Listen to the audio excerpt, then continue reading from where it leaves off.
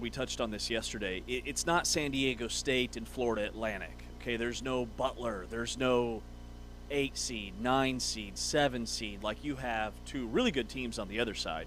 But there's so much hype and attention around this Michigan-Arizona game as being one of the best Final Four games ever. And I think it's better going in, and at least in terms of the strength of both teams on paper, than what we saw last year with Duke and Houston, which I thought that would be almost impossible to beat. So it's going to be a banger. We're going to be in Indianapolis.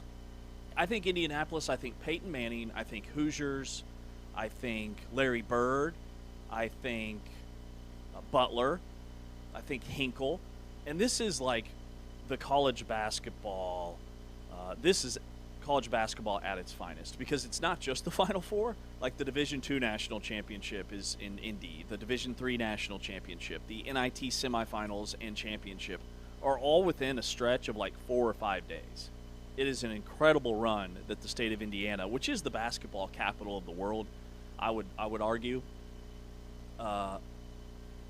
it checks all the boxes. Yeah, no, I mean, it's going to be fun.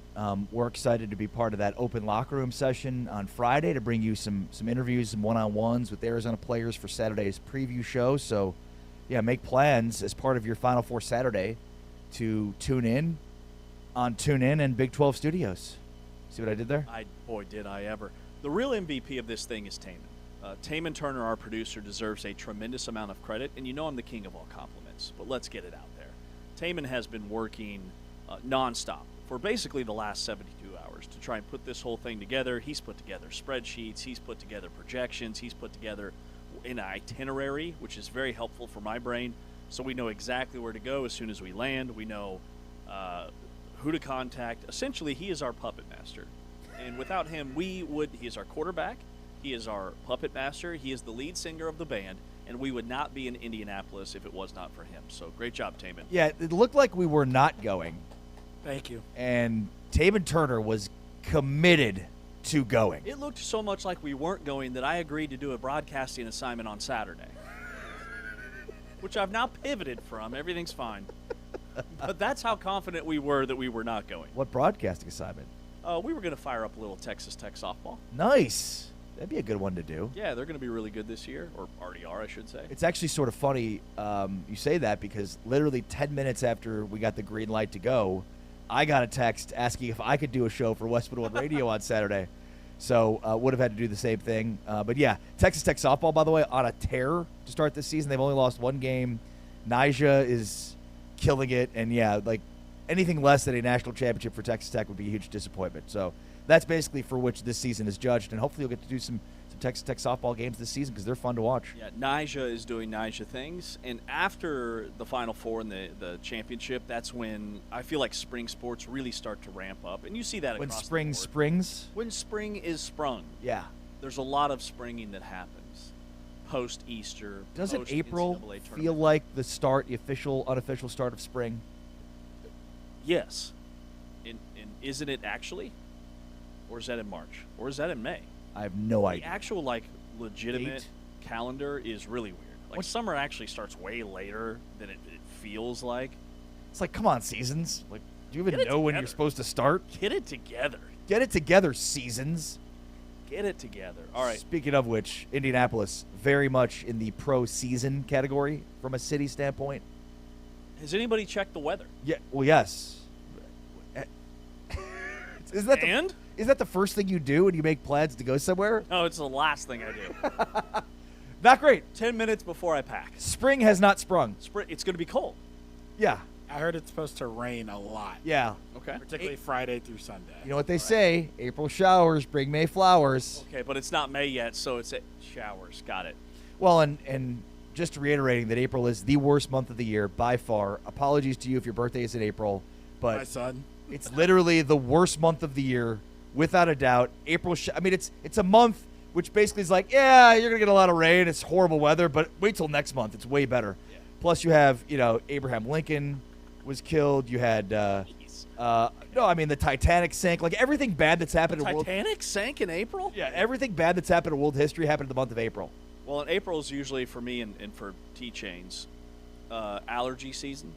Feels like somebody's taking allergy a nice stick and season. stabbing it in my eye right now. When it's not raining like crazy and it's nice and sunny, we can't enjoy it because our allergies are acting crazy. Exactly. We have to stay inside with a finely tuned purifier. It's Hitler's birthday in April. It's just Good. everything bad that's happened in the month of April. Well, you know what's good?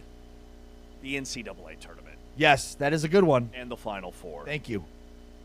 Is this season the future, or is this an outlier in terms of March Madness, the teams left, what the numbers actually mean? Long story short, the NCAA tournament, this year's tournament, the data shows that it is the most watched NCAA tournament since 1993, and that's across the board. That's even the first round games, that's the second round games, that's the Sweet 16 and the Elite Eight. We're 4 rounds in, and over 10 million viewers watched the first 2 rounds, a 7% increase from last year, which was already the best showing in more than 3 decades, 30 years. So we've got back-to-back record years. So we can talk about the death of the Cinderella and the George Masons and the St. Peters and the Florida Gulf Coasts. Rest in peace, Dunk City. But the NCAA tournament, when you get the power schools and the best players in the country and future NBA superstars, that ultimately is what people want to see.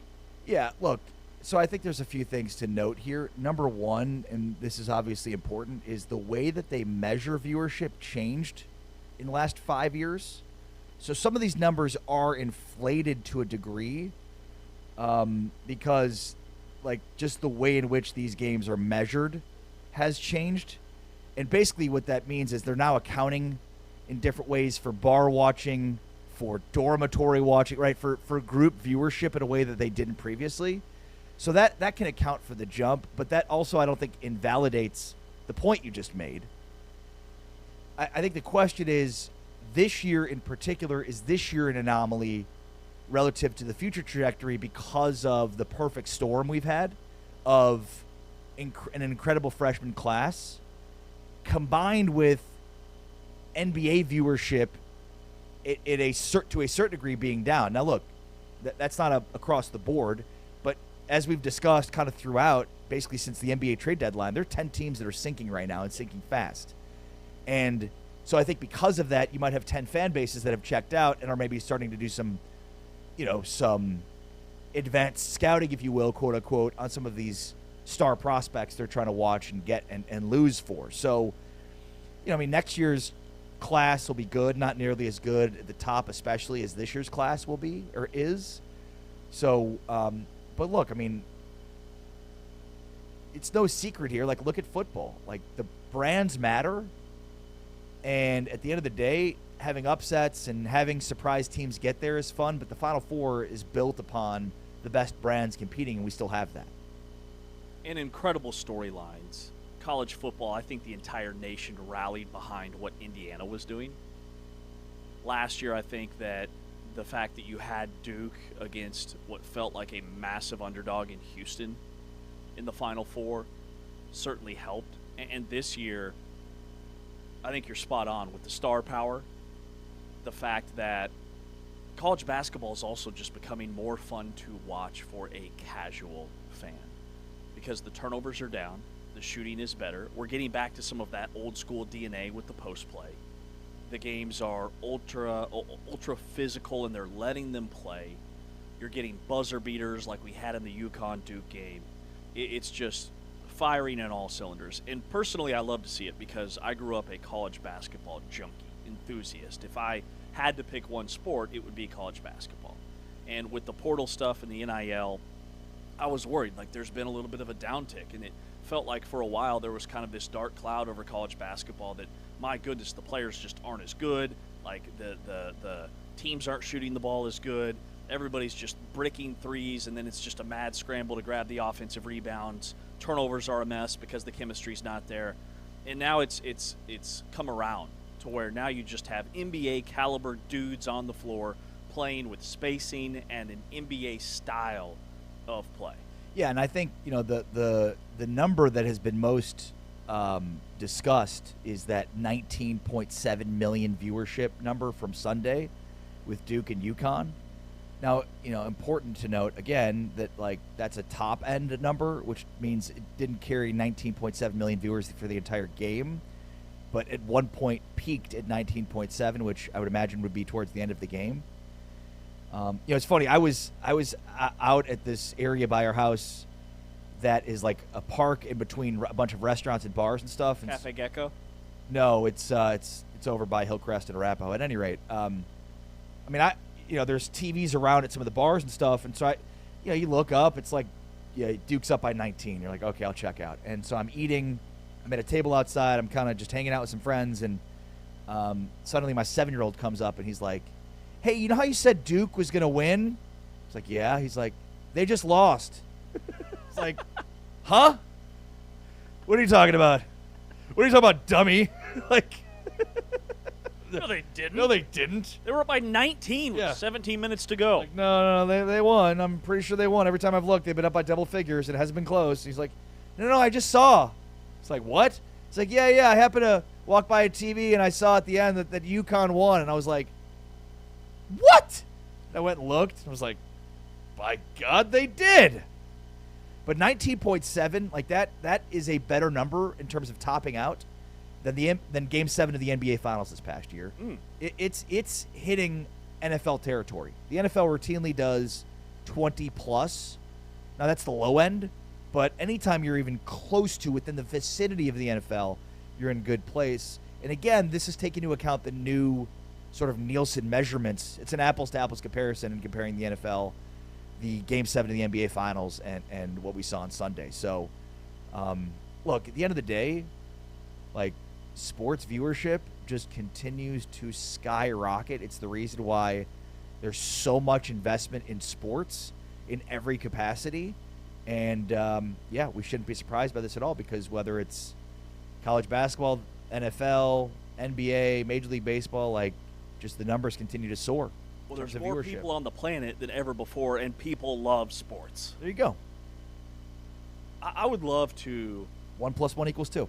I'd love to be a fly on the wall for how they are collecting this data, because it used to be you just call somebody's landline and pick up and fill out a survey. Nobody's doing that anymore. No. Right? Like, probable spam, voicemail, like, nobody's actually answering these calls, and nobody's filling out these surveys. Nobody's responding to the emails. So now it comes down to a lot of the streaming platforms, which they know what you're watching. And then to your point, the bar viewership and the group settings, places like Cosm, like all that's really fascinating to me. Do you remember who was in the 1993 Final Four, which is the second most watched NCAA tournament on record? Was that the Fab Five? 1993 was just post Fab Five. Correction. 1993 was the Fab Five. I was going to say, yeah. Got my years mixed up. And yes. it makes sense then that would be one of the highest viewed Final Fours ever. Now, the problem is, who else was in that Fab Five? Or who else was in that Final Four? Well, the Fab Five was Chris Webber, Juwan Howard, Jalen Rose. Who were the other two? King and Jackson. Jimmy King and Jackson. Yeah. The guard. Yeah. Whose name is escaping me. But yeah, okay, that was the championship game where Chris Webber called the timeout. Yep. Against North Carolina. North Carolina. So there's the other two teams. 1993, Michigan, North Carolina. Kentucky. Which Kentucky not making the championship game was one of the biggest upsets ever, because they were beating people on a Michigan this year level. I thought Taman was about to help me. They were destroying teams. I thought Taman was about to help me right the There's fourth. no help here. I'm glad he didn't, but he just put up a sign that said 1 minute instead of, like, Duke. Is it Duke? No. Give me a clue. Starts with a K. Ray Jackson. Chris Webber, Jalen Rose, Juwan Howard, Jimmy King, and Ray Jackson. If you can't name the fourth Final Four team in 1993, you are not a Modelo full-time fan.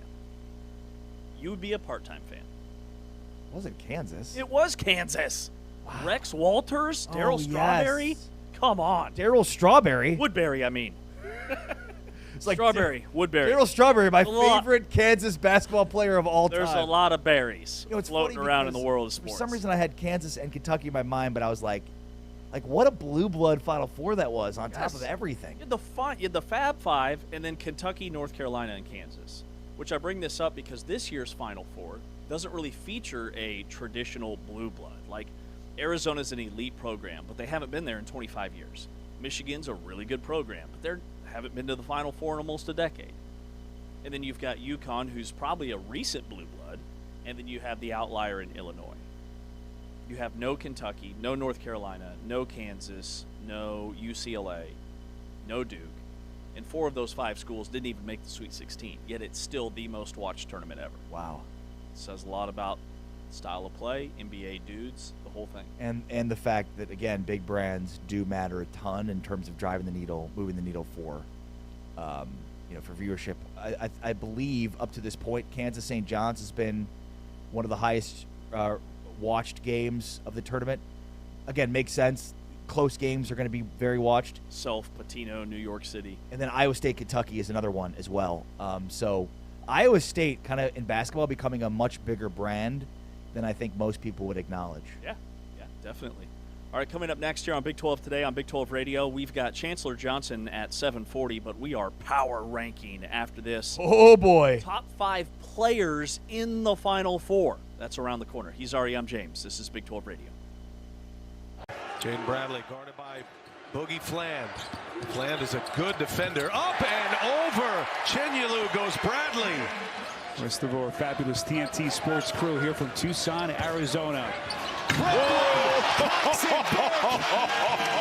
Just vicious. In the non-conference play, he's obviously almost always guaranteed to give you 10 and 10. Bradley with the block there, went the other way, but they didn't have the ball. That's going to be out of bounds. David Punch. That tough shot, challenge. Kribas, you talked about it earlier. Yep. The effect, even though he doesn't get a block shot, Fran, he clearly changed that one. It's back to the other end. Jaden Bradley, chance for 4. Roy pulls. Off target from deep. Burries the rebound. Karchenkov in transition. Bradley, look out! But I think Kingston Clemens is the sole reason as to why. Pachucas threw it right away to Bradley all alone. Del Orso, 3. Tough one. Oh, Karchenkov, what a save. Nice. Great look. Del Orso from Bradley. Remember, it's not just the first shot, it's the offensive rebound. Bradley trying to do it himself. He does! He hit it!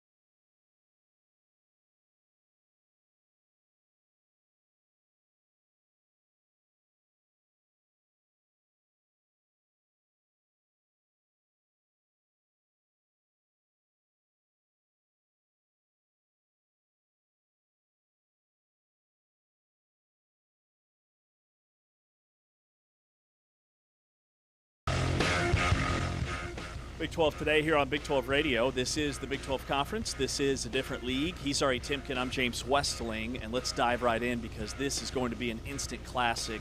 We do power rankings on Wednesday, and what do we say about power rankings?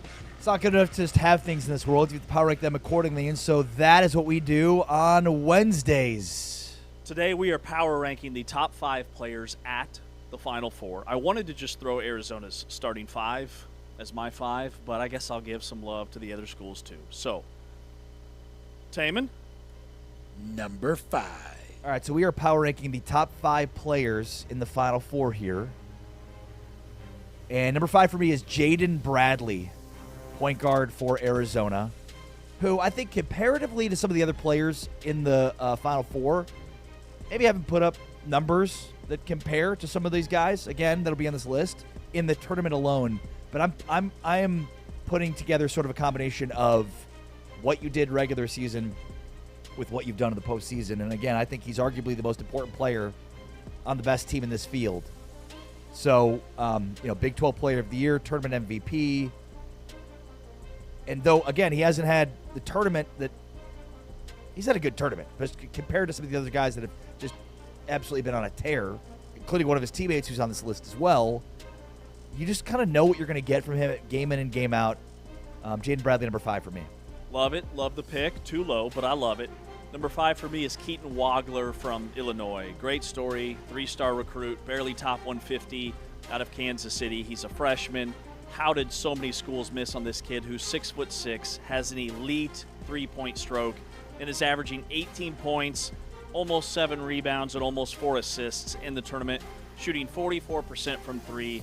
I can't get that three-pointer against Iowa out of my brain where he had the defender on skates, pulled back, drilled atop of the key 3. I've got Wagler, who's going to be a projected lottery pick at number 5.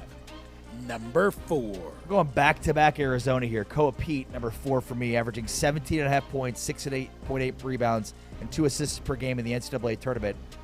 His last weekend, Sweet 16 Elite 8, were what we expected all season. Remember, Koa Peat burst into the scene with an explosive game 1 to start the season against Florida, and then I think they drifted a bit into the background, dealt with some injuries and whatnot. I mean, he still had a good season, no doubt about it, but wasn't nearly as good throughout the rest of the season as he was the first game. Well, he's been that good in this tournament, and so it's been a very important part of Arizona's run so far is how good Koa Peat has been. Peat, number 4 for me. Number 4 for me, this is where I have Bradley. Jaden Bradley, the Big 12 Player of the Year, who ESPN has is like number 6. CBS doesn't even have in their top 10. He is the Big 12 Player of the Year for a reason. He is the engine, the catalyst. He's dynamic of that Arizona offense. Peat and Burries putting up better numbers. But if you think about like the turning points in these games, the plays are usually made by Bradley. Whether it's a steal, a deflection, a hockey assist, a direct assist, or a sick, filthy step through, scooping layup like he had in the Elite 8 game. Big part of that run against Purdue. I've got Bradley at number 4. Number 3. You could argue that my number 3, Keaton Wagler, has been the story of the NCAA tournament. And, it's been well documented, especially from a Big 12 perspective, how overlooked he was. Both Kansas and Kansas State let the kid from Shawnee head out east to Illinois. But he's put on a show in the tournament. 17.5 points, 6.5 rebounds, 3.8 assists per game, shooting 44% from 3, which is pretty close in line to what he's done this season. 18 points, but 40.7% from 3 during the regular season. And, look, we talk a lot about Illinois' size, and I think Wagler's size at his position is important, but without Wagler, this team is not in this position. Very well said. Number 3 for me is where I have another Arizona Wildcat. So I go back to back. This guy, Koa Peat, I believe, has become Arizona's go-to guy. If you have to have a bucket deep in the shot clock, late stages of a game, you go to Koa Peat. He has completely taken over this tournament, averaging almost 20 points per game, 7 rebounds, and he kind of had that lull, to your point, in February with the injuries. But since then, even dating back to the Big 12 tournament, he's the reason why Arizona was your Big 12 tournament champion. He completely took over in that championship game against Houston. He can also guard all 5 spots on the floor. He's done a really nice job of staying out of foul trouble. He is the most consistent scorer right now for Arizona. The big reason why they're in their first Final Four in 25 years. I also think with Peat, he makes his mark on the game. He impacts the game without touching the ball. And when we think about the physicality that Arizona plays with, like, he is emblematic of that style. Yeah. Number 2. Number 2 is Terrace Reed for me, the UConn center, who is, having an unprecedented tournament, if we're being honest here. 21.8 points, 13.5 rebounds, 3 assists, and over 2 blocks a game. Unbelievable. Shooting 60% from the field. Like, we haven't seen a player put up these kind of numbers in the NCAA tournament, like, ever. He opened up the tournament with a 31-27 game. 31 points and 27 rebounds, and then followed with double-doubles against UCLA and Michigan State before going for 26 in the Elite Eight against Duke. He is in the midst of a breakout tournament and a breakout season for UConn. And, he had a good regular season, but he's up the ante here in the tournament. He is on a historic pace right now. Terrace Reed, number 2. This is also where I have Terrace Reed Jr.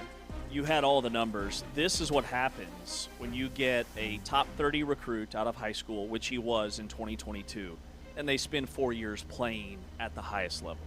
He is a polished 6'10", 260-pound, 4-year senior who spent 2 years, ironically enough, at Michigan before he transferred to UConn. He's from St. Louis. He went to that Link Academy in Branson, Missouri, and what he has done has been remarkable. He's not actually getting the credit that he deserves. Everything's about Caravan or Mullins, the freshman for UConn. Right. This guy has had, to your point, a historic NCAA tournament in all 3 areas: points, rebounds, blocking shots, altering shots at the rim. He's been phenomenal. Number 1. I think we're going to have the same number 1 here, Michigan's Jaxa Lenneborg, who I think the difference between he and Reed would be kind of the, he hasn't taken such a large jump in the tournament than regular season.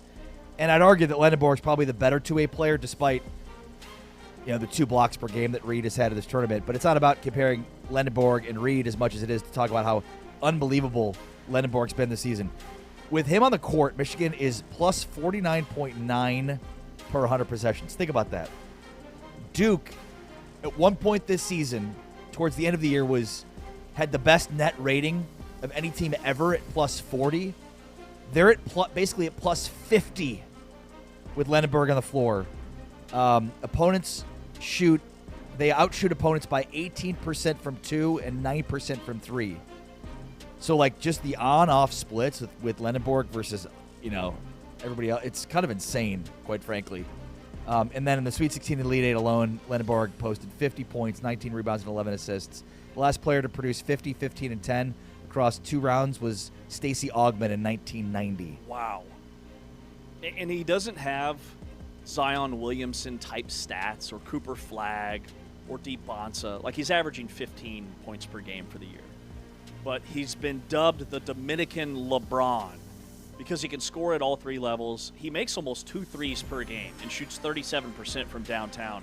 There's not a weakness to his game. He passes like a pro. He can guard all 5 spots. Michigan isn't here without him. And I love his story. JUCO route, redshirted, didn't play high school basketball until his senior year and was so raw that they could only put him on the floor for 11 games. Junior college coach says, hey, this kid could be pretty good. And then he goes to UAB, and then Michigan. Lenneborg's number 1 for me as well.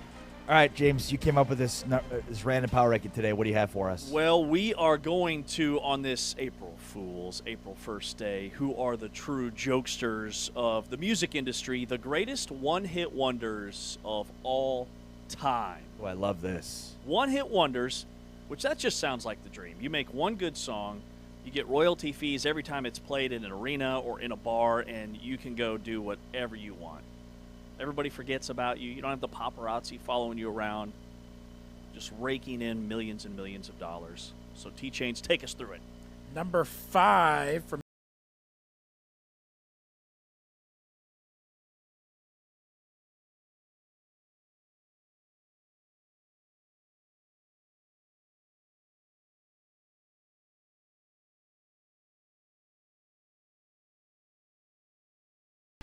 very political, and yet, despite that, became very corporate, very political, very, capitalist. I mean, it's the pub anthem. So Tub Thumping for me, number 5. Love it. Number 4. Wait, I didn't do my number 5. Oh. Number 5. Number 5 for James. Who Let the Dogs Out? Baja Man. It only peaked at number 40 on the Billboard Hot 100. Wow. Can you believe that?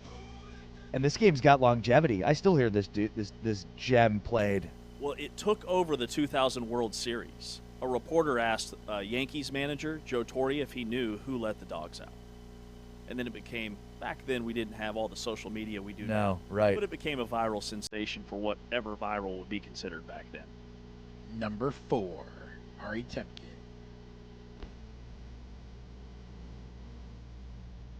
This song sucks so much, it's great. And, the funny thing is I forgot about this song, and it's become really popular again. Like, my kids were bumping this song, and I was like, oh, yeah, this is a classic right here. There's a lot of great, late 1990s. Like, Tub Thumping was 97, this song's 98. So there's some classics that are, songs that are so bad they're good. This is one of them.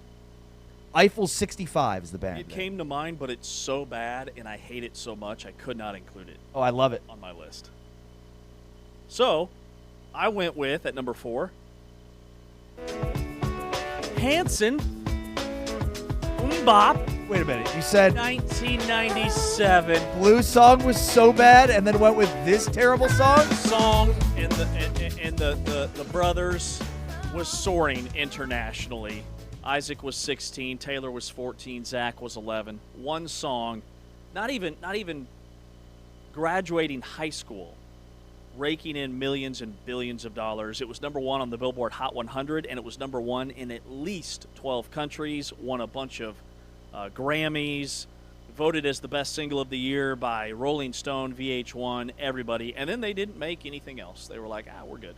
I feel like that song was terrible. I feel like I always hear it in the pharmacy line at CVS. It's terrible. I never hear it, and that's the pride of Tulsa, Oklahoma right there. The boys from Tulsa. They're from Tulsa? Yeah. Wow. Number 3. Floor & Decor is here.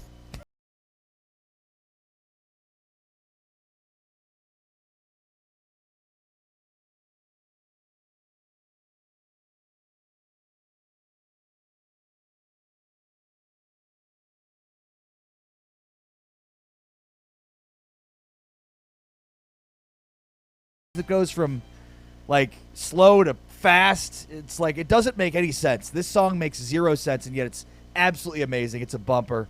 Come on, Eileen. Great pick. Love it. All right, number 3 for me. Let's slow it down. Let's get in our feels. What's Up, 1993. What's Up by 4 Non-Blondes. Peaked at number 1 in many, many countries, but here in America, it only got up to number 14 on the U.S. Hot 100. Came out in Oh my God, do I pray? Sorry. By the way, this is one of those songs that sounds exactly the same live. Have you seen 4 Hot Blondes live? I've been to at least 7. It's 4 non-blondes. I don't know where you got hot, but it's 4 non-blondes. Pump the brakes there. I've been to at least 14 concerts. Huge 4 non-blondes fan. But that's a banger. That's an all-timer. No, they performed it on the Howard Stern show, and it sounded exactly the same. They didn't use any of those fancy computers, auto-tune. They just went in the studio and banged it out. Number 2.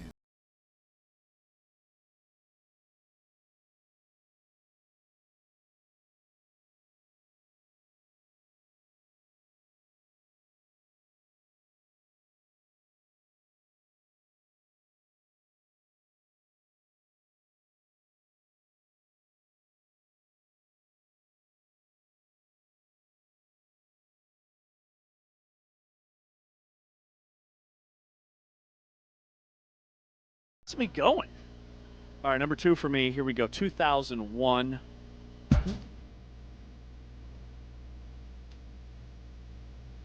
City High. I call this one wuss rap. What would you do? I like that one. John is very offended. Okay, he produced this MTV staple. It peaked in the top 10 on the Billboard Hot 100. 1 album, 1 Grammy, 1 hit. The rest is history. Number 1. Great chicken. Love these ads. Oh. This song's immortal. Norman Greenbaum from 1969, Spirit in the Sky. I mean, amazing that a Jewish guy from Massachusetts wrote the defining Christian rock song of an era. This song has been used in over 500 films and TV shows. Spirit in the Sky. That's an all-timer. That's on the gym playlist.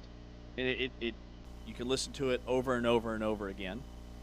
Taman, do you have access? Can you go to YouTube without playing all these ads, or Spotify, or TuneIn? I totally can, but for some reason, Can you Google the Chicago Bulls theme song? That is so great. Intro song. Yeah, Because it's Alan Parsons' project. my number 1 was going to be Tub Thumping, but Ari, he stole my thunder. Number 5. So we've got to go with the Chicago Bulls. That's not a one-hit wonder. I think it's a one-hit wonder. Alan Parsons' project? Don't worry about it. Just mean for.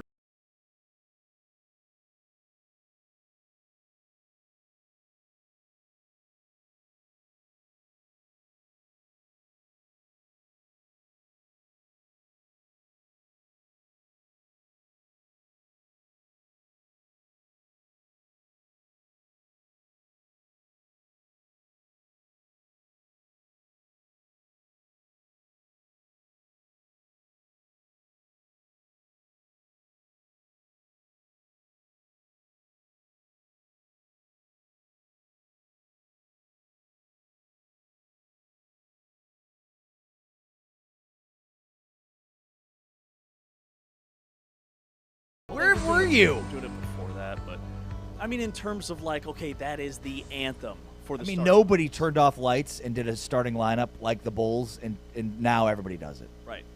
They were ASB glass flooring before glass floors. They had all the animations. Another guy who has all the animations is Chancellor Johnson, Big 12 analyst and content creator.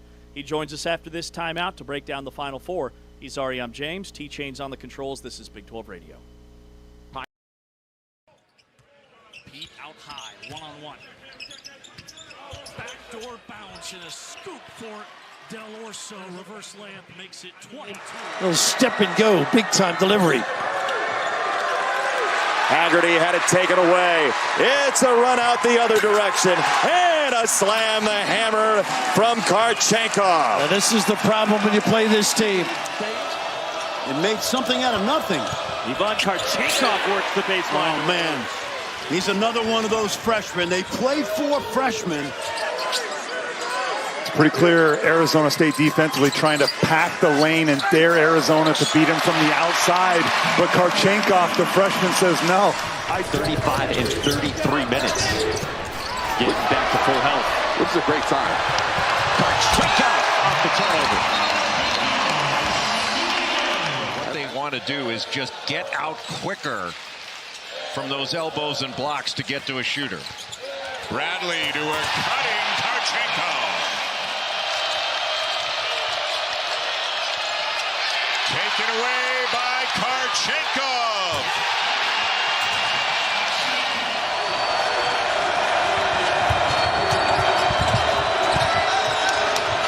Karchenkov answers. Second half are on a pair of threes from Chase McCarty.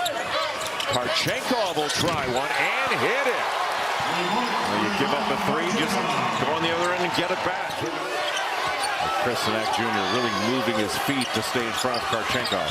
Burries can't get by Flemings. Karchenkov banks home a three.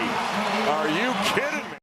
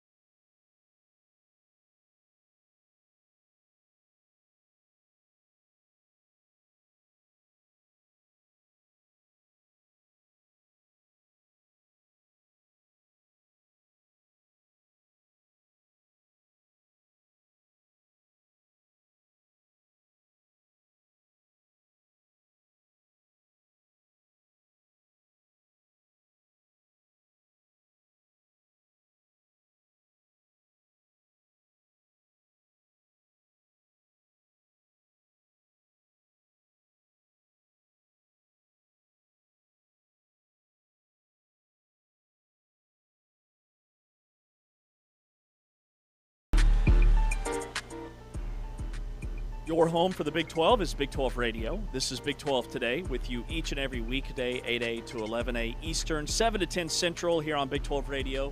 Simulcast on Big 12 Studios. We welcome in Chancellor Johnson, Big 12 connoisseur, storyteller. Good morning, Chancellor.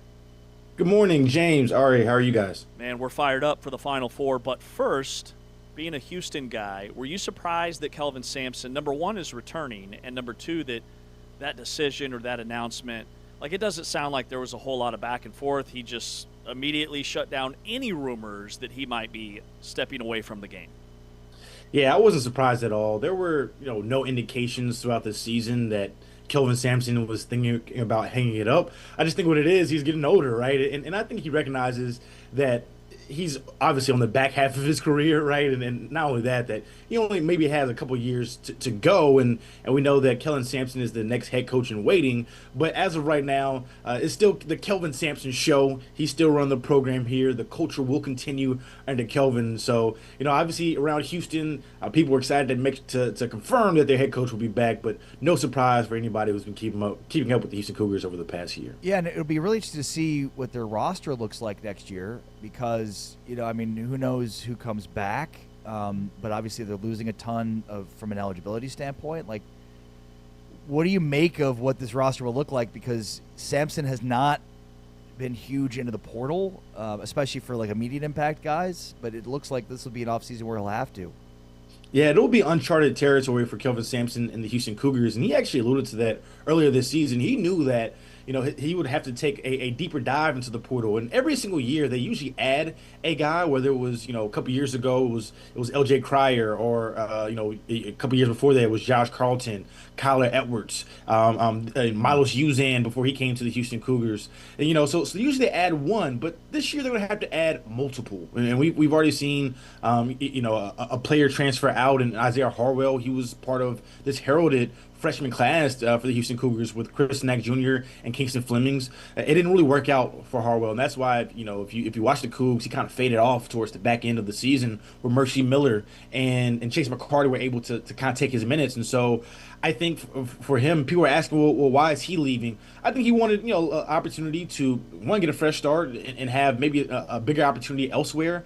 I think he would have probably had a similar role coming into next year, and I know that he feels like he can do maybe a little bit better. And so that's the thing about now in the transfer portal. For one thing, UH doesn't really add a ton of players, and they usually don't lose a ton of players either. But as you mentioned, he'll have to do a deep dive, and so they're going to have to replace a guy like a Kingston Flemings, a guy like likely in Chris Knack Jr. There is an opportunity that he might come back depending on the feedback that he hears, and then a guy like Emmanuel Sharp as well. And so we're talking about a guy who was here at Houston for all 4 years, was an integral part of their team on both ends of the floor. He was their shooter, and so Kelvin Sampson always jokes about it every single year of guys always ask me, I've lost, whether it was L.J. Cryer or Marcus Sasser or Jamal Shedd, but then here we are towards this part of the calendar in the college basketball season where we go, hey, the Houston Cougars are right back on their 7th straight Sweet 16. So clearly they found a formula that works. They know how to identify guys. It'll just look a little bit different, going into next year. The big question for me is we always talk about the word culture.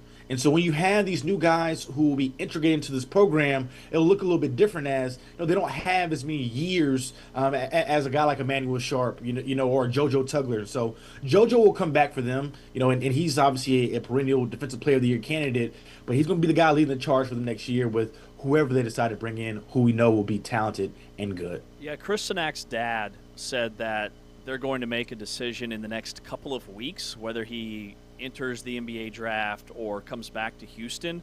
Like, what would you put the chances at that he comes back? Because we were talking earlier this week and think he could really benefit from one more year in Kelvin Sampson's system, especially when next year's draft class isn't as star-studded as this year's. We think it could really help him. I absolutely agree. And I've been saying that for a while. And I want to say this about Chris Knack Jr. is you can see the development in his game from, for sure, the beginning of the season to where he is now. I thought there were times to where Chris Knack Jr. played like a grown man, and particularly when you look at the Big 12 and how many bigs he had to go against, and there was times where he was average, he was getting double-digit rebounds. Even in the Big 12 tournament, he had, I believe, 12 to 14 rebounds a couple of times, and into the NCAA tournament, he had double-digit rebounds, and so I think he's learned, in order for him to have a spot in the NBA, he's going to have to get dirty on the boards. And then at the same time, we also saw his jump shot improve, even though it didn't really look that way in their Elite Eight, their Sweet 16 game against Illinois there. But there's a lot for his game to continue to grow. And so my concern about him is you look at a guy like Jarris Walker a couple years ago, to where Jarris, he was a one and done, and technically he was lottery, but it's taken him a couple years to really find his footing, particularly with the Indiana Pacers. And so, not only do you want to get drafted, you want to go to a spot that can really use you and feel like you're ready. And so when it comes to Chris Knack Jr., I certainly feel like he could use another year to get his body right, continue to physically mature. Still a young guy, 18, 19 years old. And so this is a very deep draft class. And so I think, it sounds like he will test the waters, which he absolutely should. Get all the feedback that you can, and then ultimately decide from there. And if they're not talking about, your bag right, as far as, being high enough in the lottery, then there's an opportunity for you to come back to school. I will say if Chris Knack Jr. does come back to U of H, it'll be interesting because JoJo Tugler is coming back, and then they have a big fella, the number one center in the country, who's a real paint guy, not a guy who can stretch the floor, even at the same level as Chris Knack Jr. and Arifan Dian. I want to make sure I say his name right. And so that will be interesting as far as fit, because you have three guys who necessarily can't shoot the ball very well. But if he does come back, obviously the Houston Cougars will be really big and physical next season. What do you make of this Final Four field? I'm excited. I mean, How can you not be? When you talk about, the one team remaining in the Big 12 in Arizona taking on, Michigan. These are the top two teams in KenPom, two top five teams in offensive rating, and the 1 and 2 teams in defensive rating as well. And so it makes for a blockbuster matchup, as Yaxel Lindenberg from Michigan said. And look at the talent on the court as well. We talk about NBA guys on both sides of the floor, and this is strength on strength.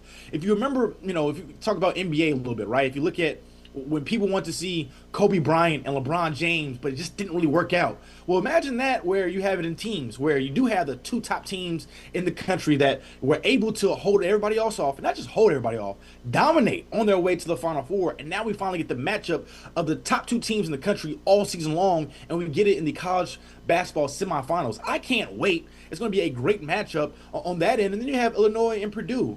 Some people are talking about, Arizona and Michigan as a de facto championship game. I don't think so, right? And so after whoever wins that game, you have 48 hours to turn things around and get ready to try to close things out and end your season with the championship. Indianapolis is going to be a lot of fun. I'll be in the building, and I'm excited to cover what should be a great weekend of basketball. Who do you think is the X factor for Arizona, not just in the Michigan game, but if they're to win the whole thing? Anthony DeRosso.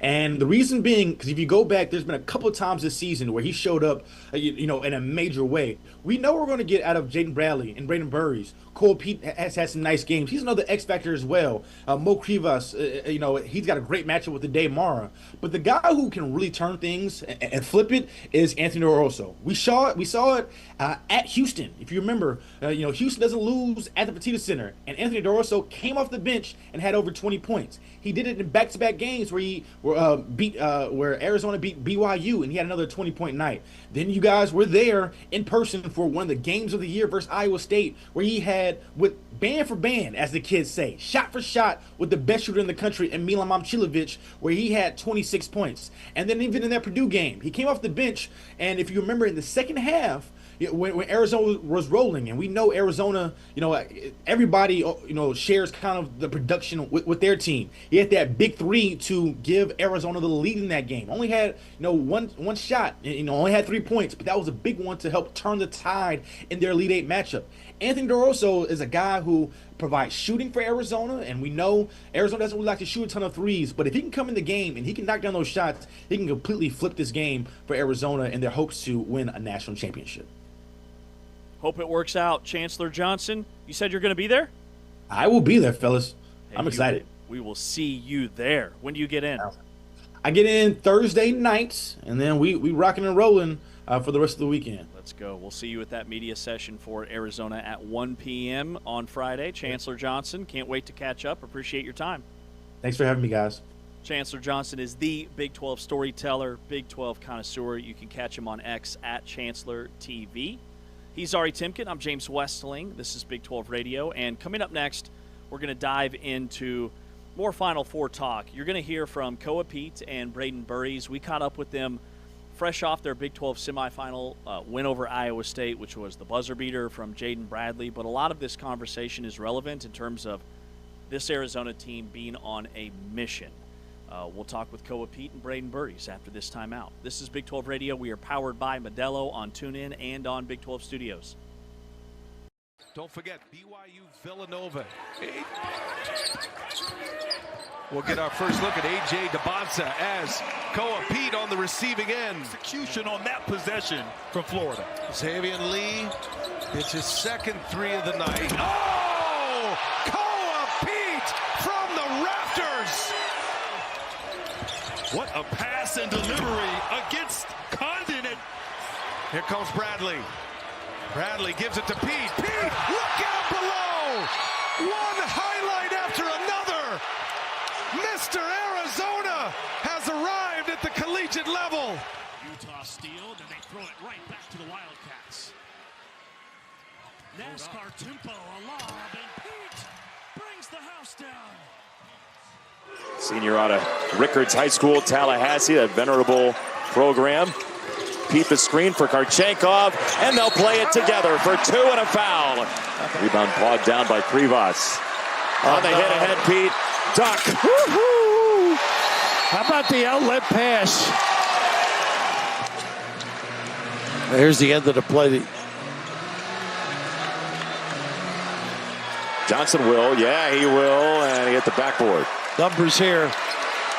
Burries flanked by Peat and a hammer. Bringing it all. The Chandeliers as well. They can be explosive. And look at his work on Mo Krivas down low. A lob. Oh, watch out. High above the rim. Bradley trying to find one of his bigs. He gets it to Peat. Peat off balance. Fires! Oh, what a shot.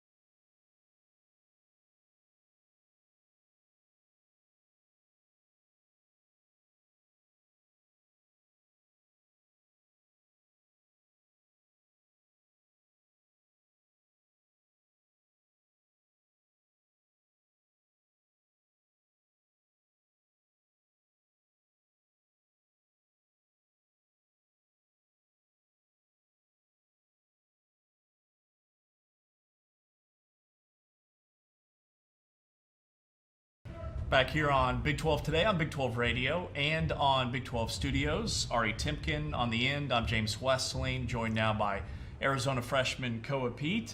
How does it feel to get the win over UCF and advance one more day in Kansas City in this tournament? No, it feels really good. You know, to get a win in the Big 12 is always special, you know, because best conference in basketball. Have you ever been on a team with this much talent?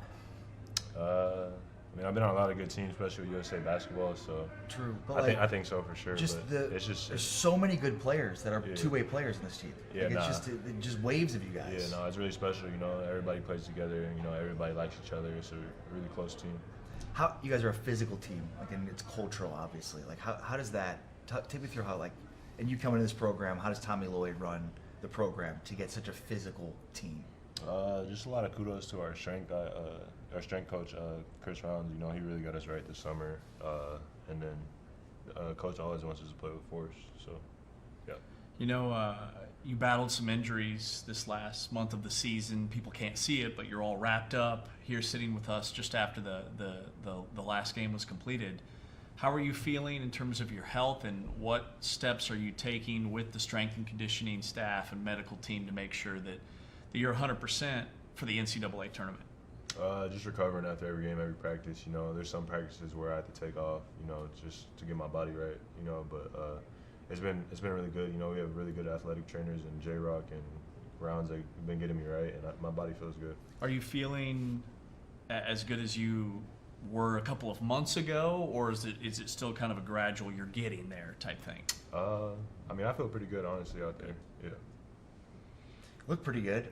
Rebounding is obviously a huge key for Arizona. I mean, is that like just ingrained from the start in terms of rebounding and how to, rebounding discipline? And who are the rebounders that you watch and look up to? Definitely Tobe. You know, he's our best rebounder. I think he's the best rebounder in the country. So he's a dog on the glass. What does he do?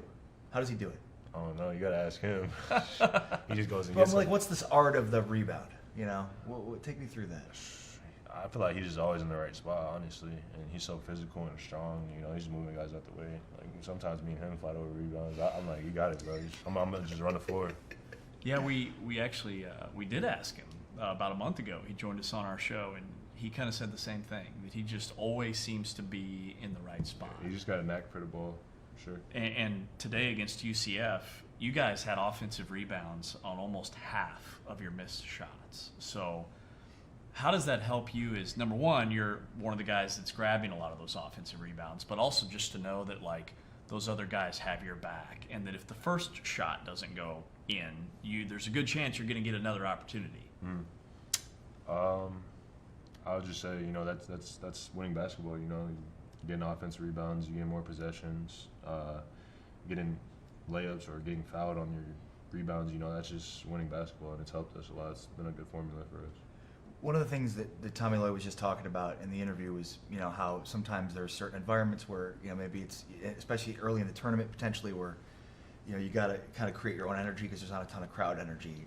Did you feel that? And how, you know, going through this experience for the first time for you, like, how did you feel trying to kind of feed off yourself as opposed to the crowd?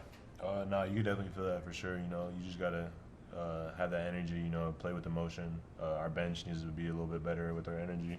And same with the players on the floor. We need to be better with our energy, and we're going to take that to the next game and be better with that. Because you're used to crazy big crowds and loud environments. I mean, you know, McKell Center gets wild. You play in different cities. There's lots of Arizona fans, so it must be like kind of jarring to play in a building that's a little bit more quiet than you're used to. I'm sure it'll be better tomorrow, especially with Iowa State. They're so close to here. They're going to have a lot of fans. So. It'll be a lot of red, but I don't know if it'll be for you guys. I think that'll create energy. For sure. I was going to say, does that motivate you guys? I mean, you're the highest seed, you're going to be a 1 seed in the NCAA tournament, but if there was something to motivate you to play even better here in KC, can you use that as like, we're kind of the underdog in terms of at least the crowd that's going to be there? No, it definitely could help us for sure, you know, but I feel like every game we got to bring our own motivation, you know, and we lacked that a little bit today. I thought we came out the gate pretty well, and then kind of got comfortable a little bit. We can't do that, especially in the tournament, you know.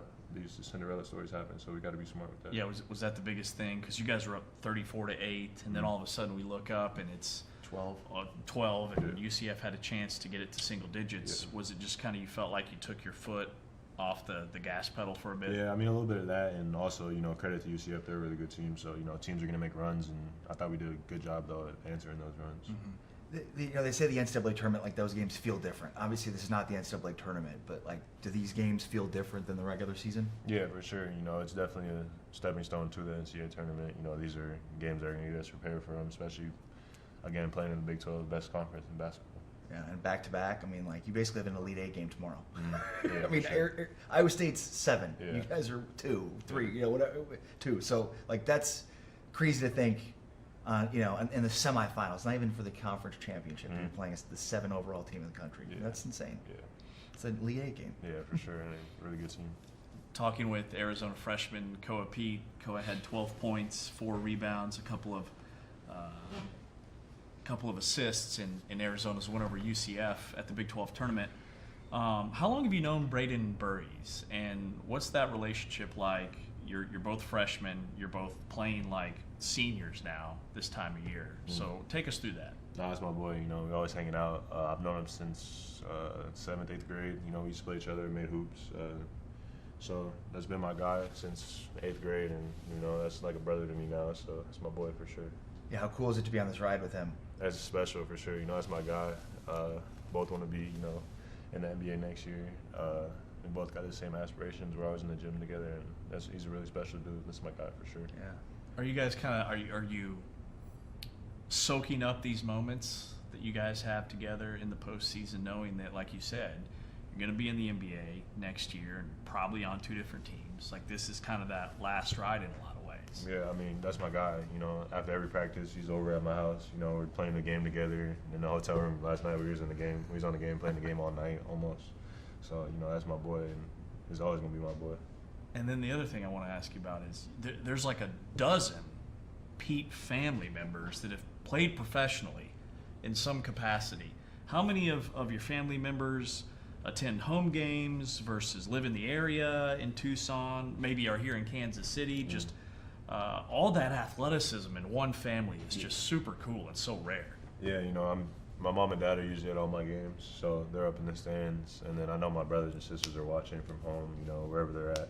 So, I mean, texting me after all the games is really special. I've been blessed and fortunate with a great family. So every game, huh? Texting. Yeah. That's awesome. Amazing. Talk about the CVS TikTok. My sister got me right with that. My sister's one of my agents. So that's awesome. Just.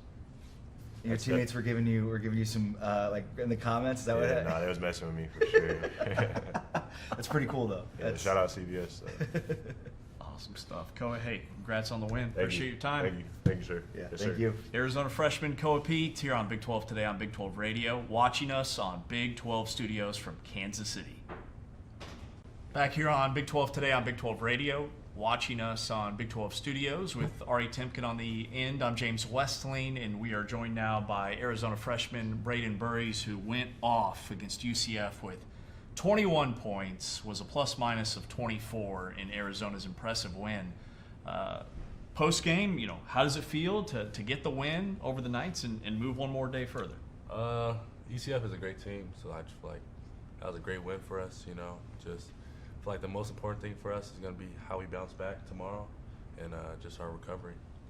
They've talked like in the past about like something called the freshman wall, if that exists, it doesn't seem like you've hit it. You seem to have gotten stronger as the season's gone on. Like, yeah. Can you take me through that? How does that work? I kind of went through that at like the beginning of the year, honestly. Like the first few games, I wasn't like the best, and I just had to get experience. Coach brought me in, and he just like talked to me like, this happens, regulars.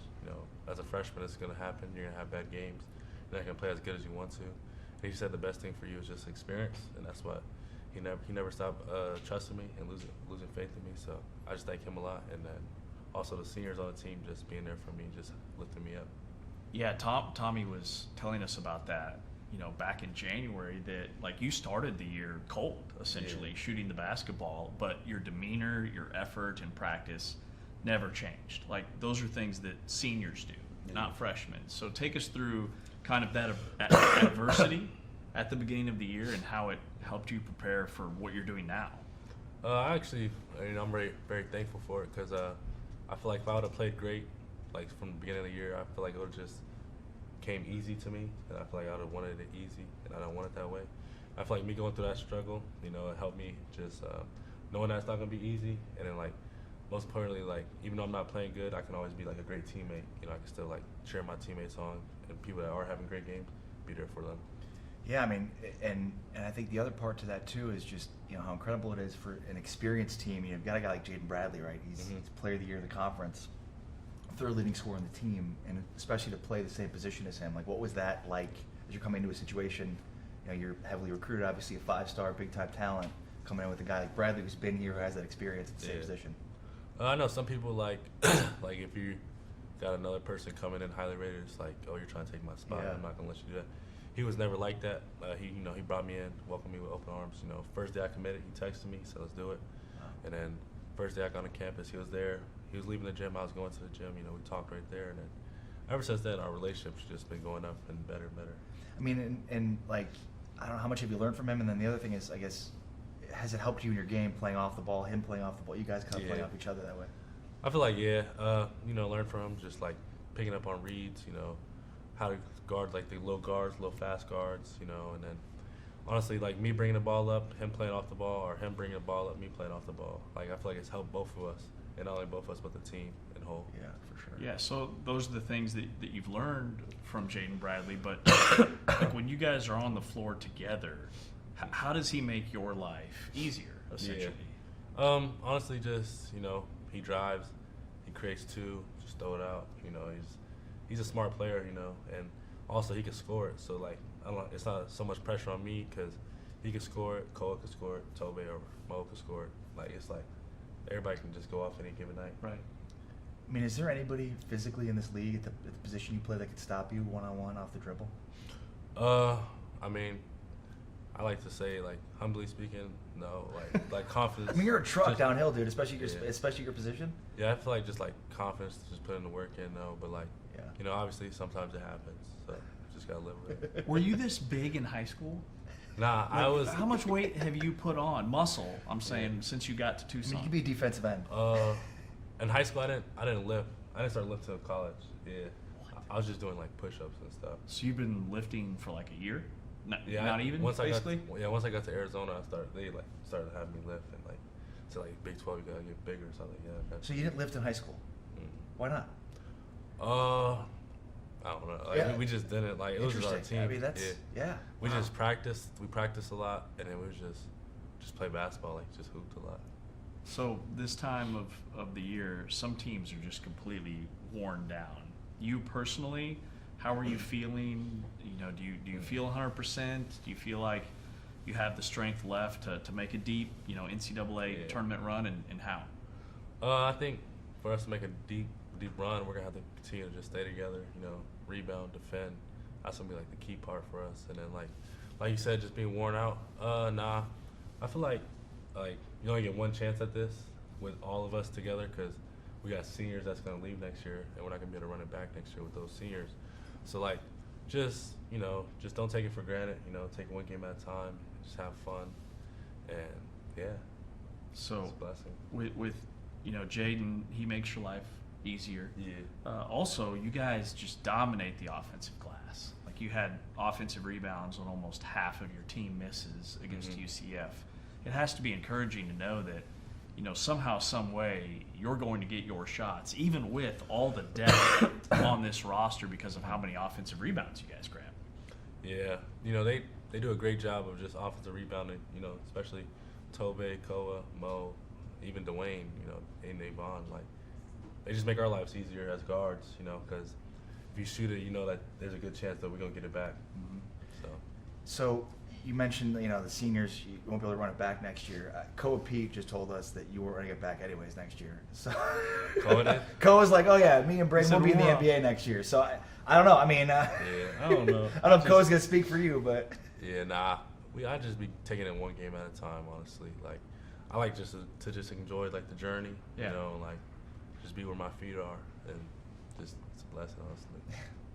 All right, what's something that fans and viewers of Arizona and the Big 12 need to know about Braden And also, Burries? before you answer that, do you know that Jaden Bradley plays the saxophone? Really? Yeah, we asked him the same question. That's what he said. I could juggle. You could Juggle? Yeah. Okay. How many? 3.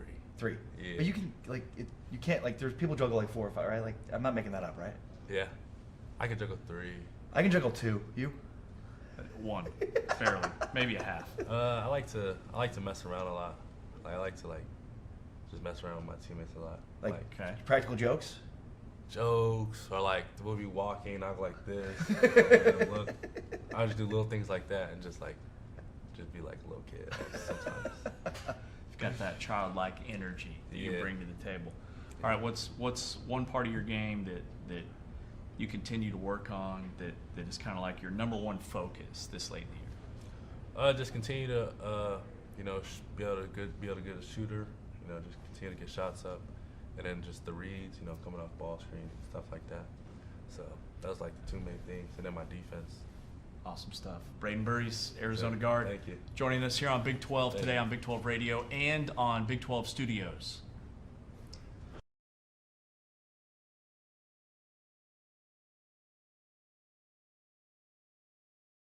We're going to play through those post guys, screens, pick and roll, high-low, everything.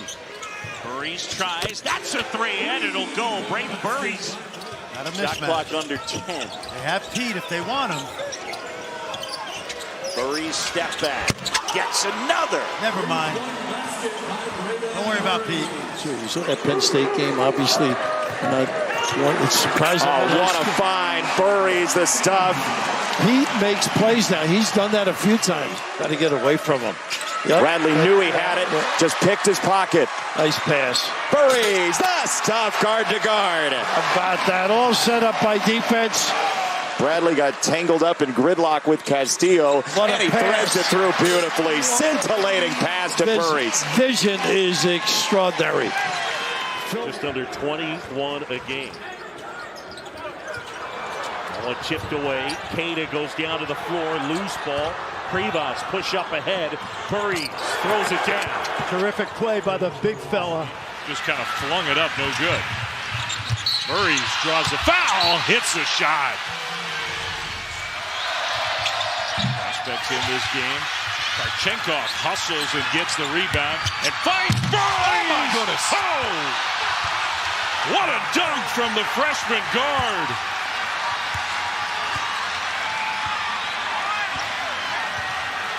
Very talented freshman got space and put him on a poster.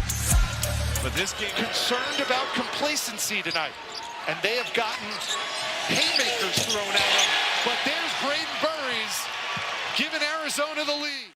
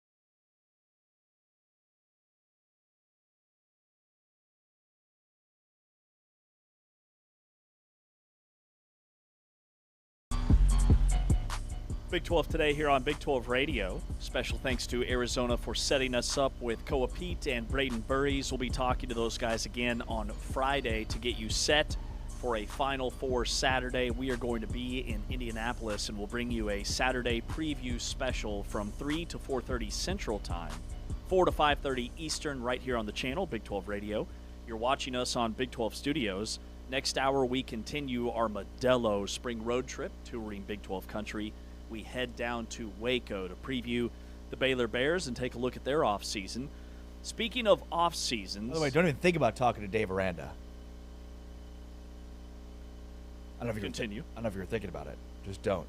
No, I was not. Yeah. He doesn't talk. He does not talk. No. Dave Aranda does not do any media outside of his required, via contract, weekly press conference during the season and Big 12 media days. And that is it. So we will not be talking with Dave Aranda. We will be talking with another Dave, David Smoke from 365 Sports, who's very opinionated and very connected and will be a fantastic interview. But Baylor is the doors are closed. The doors are closed, especially this time of year. That's it. That's it. That's it. My silence is deafening. That's the tweet. Illinois. 2021 was his best year with the Matt Rule's players. So good luck to Dave Aranda this year. Scott Ritchie, Illinois men's basketball reporter for the News Gazette, will join us here in about 15 minutes. But it's portal season. It's always portal season. So Field of 68 and Jeff Goodman, they estimate that 800 players in college basketball have already announced that they will be entering the portal, which officially opens on April 7th. And CBS just put out their all-transfer team, and it didn't feature any Big 12 players talking college basketball. You've got Yaxel Linenborg from Michigan, Bennett Sturtz from Iowa, Jacoby Gillespie from Tennessee, Nick Boyd from Wisconsin, and Silas Damari from UConn, who transferred from Georgia. So I thought we could take a look at Arizona and how they built their roster. And this tells me that the Big 12 is very much a developmental conference. And several of these guys on this list are no longer in the NCAA tournament. Like Gillespie had a really good year. Tennessee went deeper than their seed line. But everybody else, Wisconsin, out in the first round. P.J. Haggerty, high-level transfer from Michigan to Kansas State. We know how that worked out. Memphis. What did I say? Michigan. Memphis. Thank you. Too many Michigans on my screen. You're welcome. Memphis to Kansas State. But I think when you look at how Arizona's built their roster, you look at Iowa State, you look at Houston, sure, there's a couple plug-and-play transfers, but the impact guys are guys that have been developmental pieces within the system. Jaden Bradley's been there 3 years. Mo Krivas was a project when he got to Tucson. And then you look at some of the other Big 12 schools like a Kansas, like a Kansas State, some other schools that had to retool their entire roster. Baylor this offseason, and the season didn't go as well. So when it comes to the portal and there's 800 entrants and we'll get all up in arms and excited about guys that are going to be at new schools, I think it's the programs, and Michigan's another great example. Like, they plugged in Linenborg, but everybody else, they were core pieces returning for Michigan. Terrace Reed Jr. at UConn. Sure, he's a transfer, but this is his second year in the UConn system. So those are the guys that I get more excited about, the Joshua Jeffersons, guys that, yeah, they're transfers, but now they've been at their Big 12 school, and they're going to return for another season. Yeah, and so I think there's a couple of ways to look at this. I think we can look at some of the teams at the top of the Big 12 and gauge how their rosters were built, and I think there's a really interesting dynamic at play there. And then there's the Final Four, which to me represents 4 distinctly different ways to build rosters. I mean, you mentioned Michigan. I mean, Elliot Cadeau. I mean, the most important components of Michigan's roster are all transfer portal players because Dusty May is just in year 2. You know, they've got one guy that's a holdover from Juwan Howard, but beyond that, it's a roster of transfers. Arizona's the complete opposite. You know, Jaden Bradley transferred, but way back when. Tobe Awaka is a guy that transferred way back when, but for the most part, this is a roster built on guys that have been recruited and developed, and even guys that transferred and developed under Tommy Lloyd within this system. Then you've got UConn, which I think represents a third model, and that's continuity, but then also balancing that with guys that are immediate impact transfers. Not just in Reed that you mentioned, but guys that have been, that came in, and have had an immediate impact. And then Illinois is a, entirely different way to build. A lot of European scouting and then overlooked domestic recruits. And I think Wagler is the best example of that, as a guy that kind of slipped through the cracks for some reason and has ended up having a fantastic season for Illinois. So, I think the ultimate observation about roster building and success is there's more than one way to skin a cat. And, I obviously you have to play the portal to a degree, but you've got to evaluate those players in the portal and how they fit your system. And I think there's teams that have not done that very well. But ultimately, Michigan's portal max approach versus Arizona's portal minimum approach, they both arrive at the same destination here with completely different builds. And again, I think it's how many, there's not a secret number of how many players you should add to the portal. It's more of who are those players and how do they fit within your system. Sometimes there's guys that may not be, 4 or 5 star quote unquote transfer guys, but that's because they didn't fit, the pieces didn't fit properly in their first spot, but they fit much better in their second spot. Dominic Nelson's a great example of this. Dominic Nelson's a guy that transferred from Utah Valley to Iowa State this year, who I think was expected to have a really, impactful season for them, and didn't. He didn't really have the season that he'd hoped for. He was the Utah Valley Conference Player of the Year last year. Guy that, again, based on the numbers, you'd figure would slide in and seamlessly be a great player, and that didn't happen. So, again, something we've seen Kansas have that happen a bunch, where portal players haven't worked out. I think to a degree some of their portal players worked out this year, but when push came to shove, Melvin Council and Trey White did a disappearing act in the NCAA tournament. So, ultimately, there's no right answer here, and I think, there might be a season in which we see all 4 teams that are homegrown. We might see a Final Four where all 4 teams are transfer portal heavy. I think there's a randomness to it, but ultimately, I think this year proves that there's a lot of ways to build championship caliber rosters in 2026. Yeah, it's a really good point. You look at the top 6 teams in the Big 12: Arizona, Houston, Kansas, Texas Tech, Iowa State, TCU. Most improved player on Kansas was Flory Badunga. Most improved and best player on TCU was David Punch. Most improved statistically, Texas Tech was Christian Anderson. So to me, it's balance, and there's kind of 3 layers, and Arizona's the prime example between franchise freshmen with Braden Burries and Koa Peat and Karchinkov. Even though he looks like a pro, he's only 19. Those guys have combined for 99 starts this year, about half of Arizona's scoring. So you have to have a really elite freshman class, which for next year, collectively, the freshmen are not going to be as good nationwide. The Big 12 still has 3 or 4 prospects in the top 10. There's 4 or 5 schools in the top 20 in terms of class rankings. So the Big 12 is going to be in a really good spot there. Arizona, one of those schools with Caleb Holt coming in. And then with Arizona and Houston, the surgical strike when it comes to the portal.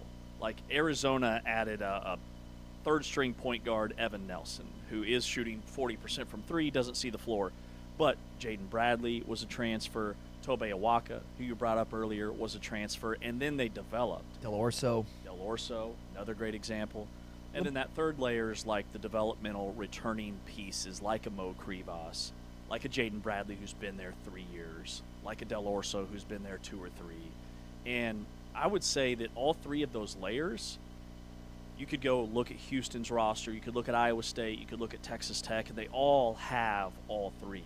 And I think if you're really unbalanced with one or the other, that's where you can get into trouble. Yeah, and, look, I think in some ways Michigan may be the exception than the rule, because of the impact, their top 4 players in minutes. Are all 4 of those guys first-year transfers? I know Lindenborg is. Yeah, Cadeau, Mara, and Johnson. Okay. All arrived from the portal this year. Man.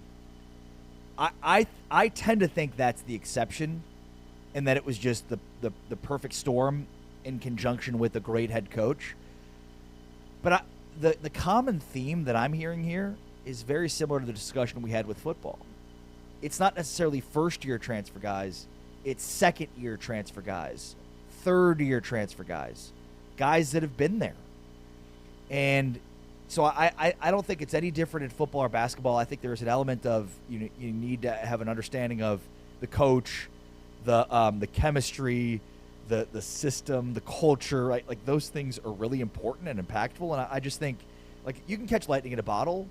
And I think in some ways we've seen that. Like again, Michigan's an example of that. But for the most part, it's the second-year transfers, the third-year transfer guys that are ingratiated in those systems that tend to work better. And it's funny because in some ways it mirrors how the transfer portal used to work, where you had to sit out a year. Exactly. Where you could go through those things and those elements. Practice, film, every day. Understand culture, understand expectations, the coach, get a better sense of that, and then take the floor and have a much better understanding of it. Again, I think 9 times out of 10, the team that has the second-year transfers are going to work better than the team that has the immediate transfers. Very well said. And there's a lot of data to support that. So CBS noted that around 60 of the top 100 transfers in college basketball this season met or exceeded expectations.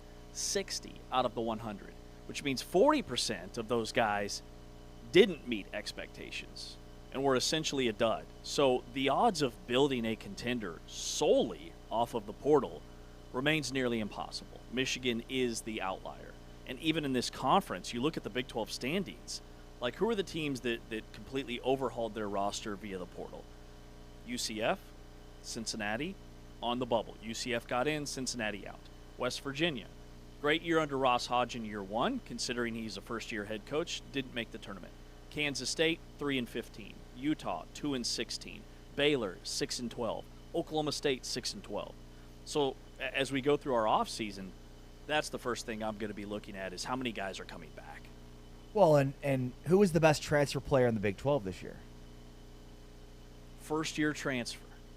I mean, on paper, it would be P.J. Haggerty. P.J. Haggerty. That's the answer. Or Terrence Brown at Utah. What does that say? Rob Wright at BYU, but he was familiar with this conference. And all 3 of those teams had disappointing seasons. Yeah. I mean, and Wright actually may be the answer here because if you, like, for a team that made the tournament that had a good year, I mean, versus Utah or K-State are 2 of the worst teams in the conference.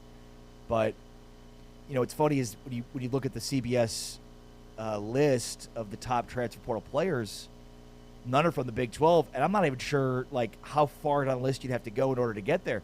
Again, like, you can make the case for Haggerty just based on paper and on individual performance, but... Well, that's volume. Right.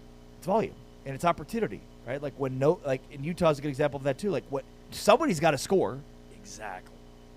When teams are bad and they're losing games, I look at their season statistics always with a grain of salt. Like, somebody has to score. Somebody's going to be on the floor long enough. And then where do those points come in the game? Do those points come before the second media timeout in the first half, or do those points come when you're down by 20 late in the game? And with Haggerty, we saw that a lot this year. All right, let's take a break. Coming up next, Scott Ritchie, Illinois, covers men's basketball and football for the News-Gazette as we break down each of the opponents that Arizona could potentially face in the Final Four. It's been a series we've been working through all week long. We'll get the Illinois angle after this timeout. This is Big 12 Radio. He's Ari, I'm James, exclusively on TuneIn, powered by Modelo. Jaden Bradley guarded by Boogie Fland. Fland is a good defender. Up and over. Chenyelu goes Bradley. Rest of our fabulous TNT Sports crew here from Tucson, Arizona. Just vicious. In the non-conference play, he's obviously almost always guaranteed to give you 10 and 10. Bradley with the block there, went the other way, but they didn't have the ball. That's going to be out of bounds. David Punch. That tough shot, challenge. Kribas, you talked about it earlier. Yep. The effect, even though he doesn't get a block shot, Fran, he clearly changed. That one is back to the other end. Jaden Bradley, chance for 4. Roy pulls off target from deep. Burries the rebound. Karchenkov in transition. Bradley, look out! When I think Kingston Women's is the sole reason as to why. Pachucas threw it right away to Bradley all alone. Del Orso, 3. Tough one. Oh, Karchenkov, what a save. Nice. Great look. Del Orso from Bradley. Remember, it's not just the first shot, it's the offensive rebound. Bradley trying to do it himself. He does! He hit it!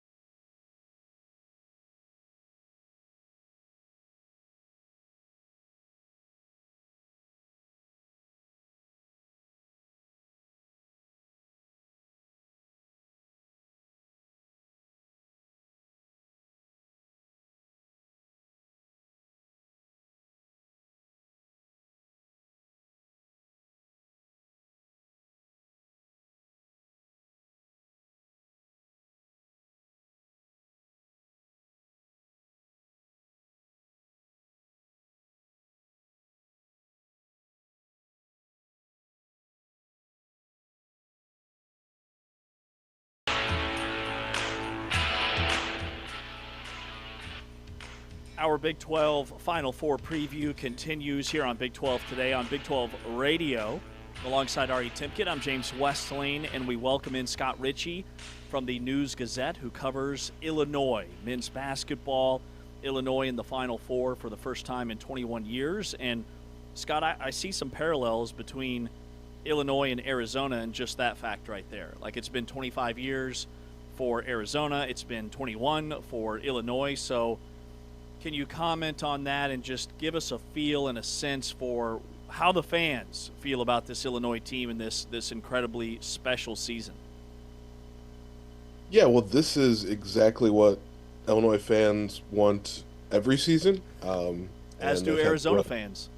Yeah, and they've had to wait 2 decades for it. I mean, it's interesting. Illinois' last Final Four came at the expense, obviously, of Arizona after that insane Elite Eight game in 2005. But yeah, it's not easy to get to this level, as is shown by two really good programs that have gone 2 decades, almost a generation, of fans without making it to the Final Four. So, a lot of excitement in Champaign right now, and well deserved. I mean, I think there was thoughts that this team had the ability to make a run like this heading into the season, and after some February struggles, they've really sort of rounded back into form and just have played really well in the tournament, both ends of the court, and now they're off to Indy.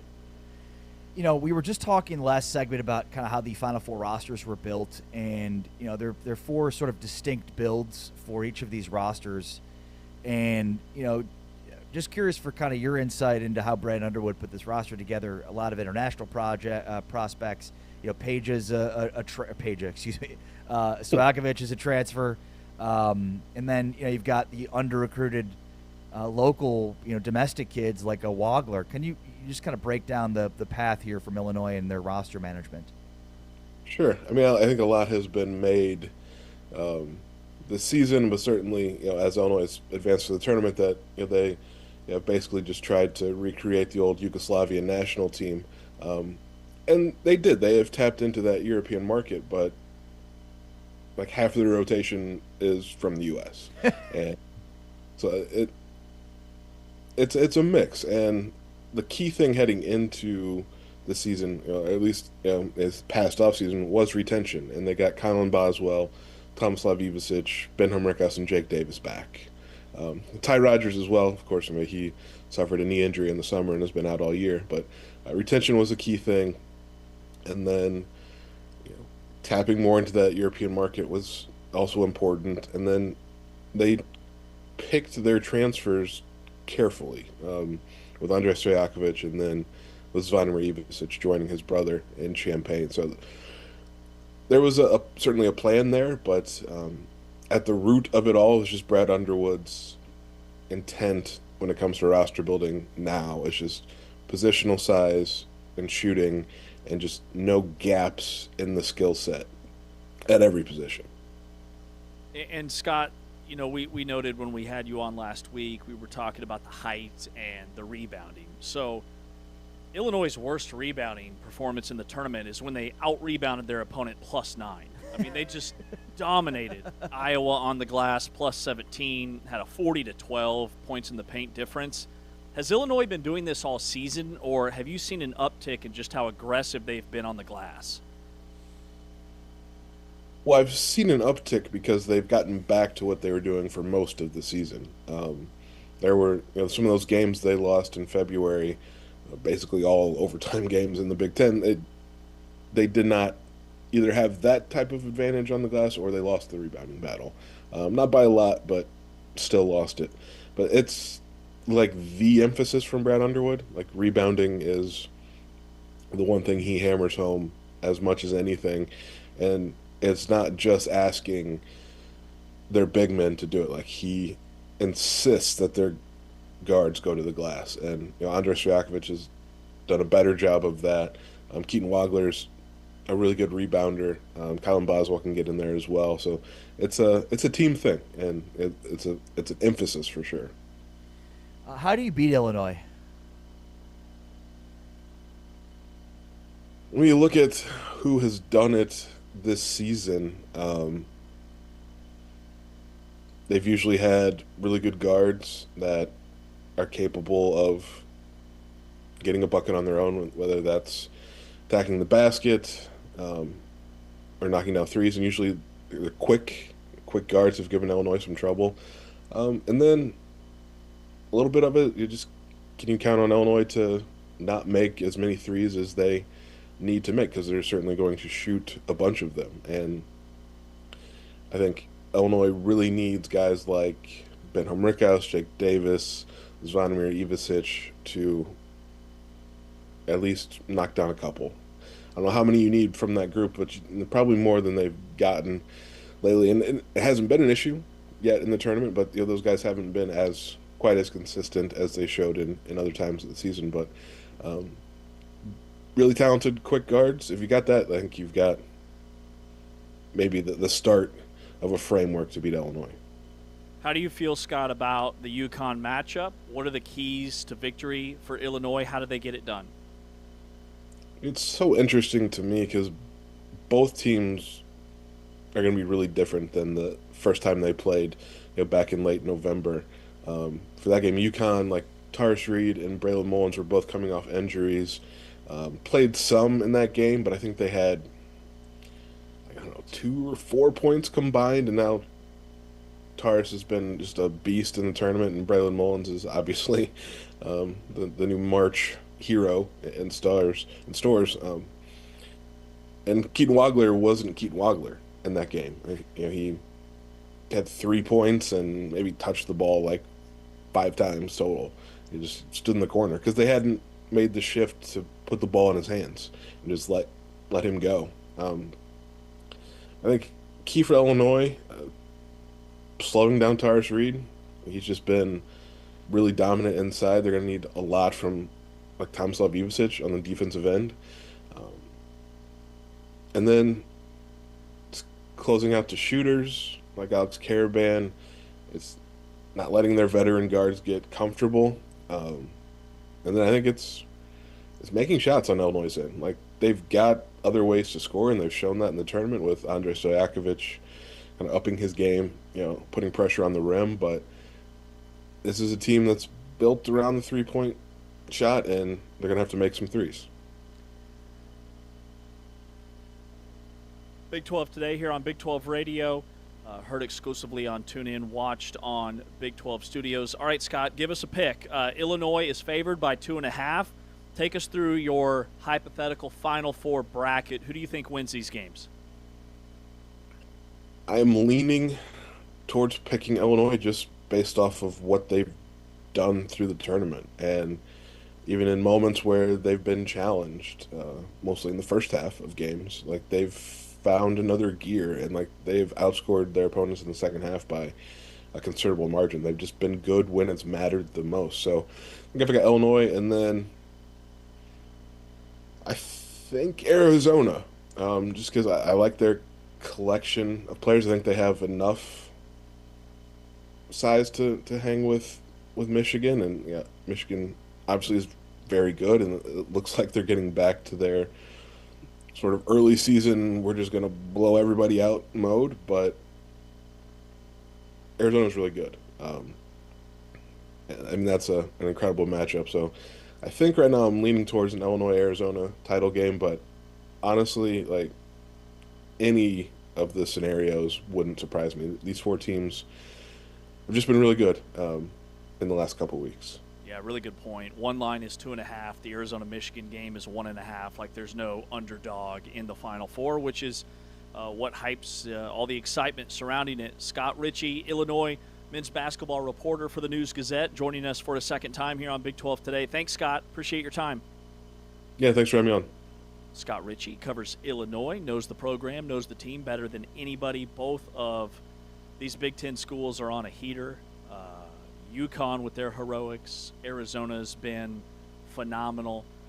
If that the Arizona team that showed up for the second half of the Purdue game is the team that's going to have to show up to beat a Michigan team. And then the 7'3" kid on the inside for Michigan against Mo Krivas, who's 7'2". And then you've got 2 7'2" centers for Illinois. Has there ever been more height in a Final Four? Right. I mean, and I think, we've talked about this is the year of size. And then, look, I mean, Arizona and Illinois have had some epic battles in the tournament. The last time Illinois made the Final Four, they beat Arizona in a Duke-like come-from-behind victory in a game that I'm pretty sure Arizona was up 19 at one point in the second half in the Elite Eight. So, there's some history here. It's been a long time for both of these teams to make the Final Four, but for Illinois, it's more recent with 2005 versus 2001. And again, that's an epic battle that those two teams played back in 2005. If I'm rooting for a championship, sorry, Taman, I'm rooting for Illinois, Arizona. Yes. Yeah, I agree. The rematch of that March 26th, 2005, played in Chicago. Illinois beat Arizona 90-89 in overtime in the Elite Eight. Illinois went on to the national championship. Illinois was 35-1 that season going into the tournament. It was essentially a home game for Illinois because it was 2 hours from campus. And then you had all the stars. You had Channing Frye for Arizona, had 24 points and 12 rebounds. Arizona was up 15. Like, this is a dark memory for Arizona fans. 4 minutes left in the game. Arizona's up 75-60. Like, they were on their way to the Final Four. Yeah. It was wild. I literally have friends that are Arizona fans that were booking their travel to the Final Four that have not lived that down since. Deron Williams, D. Brown, and Illinois went on a 20-5 run after the last media timeout with 4 minutes to go. And remember, that was Bill Self's team. That was Bill Self's first year at Kansas. It was Bill Self's team in Illinois that he had just left. And, of course, they played and lost to in the national championship game Roy Williams' team at North Carolina. That Illinois. So the former coach and the current coach, their two teams basically battled it out for the national title. It's all connected. In a game that Kansas, in a tournament that Kansas lost to Georgia Tech at the Elite Eight. It's all connected. In overtime. Illinois was coached by Bruce Weber. It's all connected. Wild. All right. Coming up next, our Modelo Spring Road Trip touring Big 12 country continues. We highlight the Baylor Bears today. Key transfers coming in. A ton of departures. What does their depth chart look like? Strengths and weaknesses. We go down to Waco, Texas after this break. This is Big 12 Today on Big 12 Radio, brought to you by Modelo, heard exclusively on TuneIn. Peat out high, one-on-one. Backdoor bounce and a scoop for Del Orso. Reverse layup makes it 22. Little step and go, big time delivery. Haggerty had it taken away. It's a run out the other direction. And a slam the hammer from Karchenkov. And this is the problem when you play this team. It made something out of nothing. Ivan Karchenkov works the baseline. Oh, man. He's another one of those freshmen. They play four freshmen. Pretty clear Arizona State defensively trying to pack the lane and dare Arizona to beat him from the outside. But Karchenkov, the freshman, says no. 35 in 33 minutes. Getting back to full health. This is a great time. Karchenkov off the turnover. What they want to do is just get out quicker from those elbows and blocks to get to a shooter. Bradley to a cutting Karchenkov. Taken away by Karchenkov.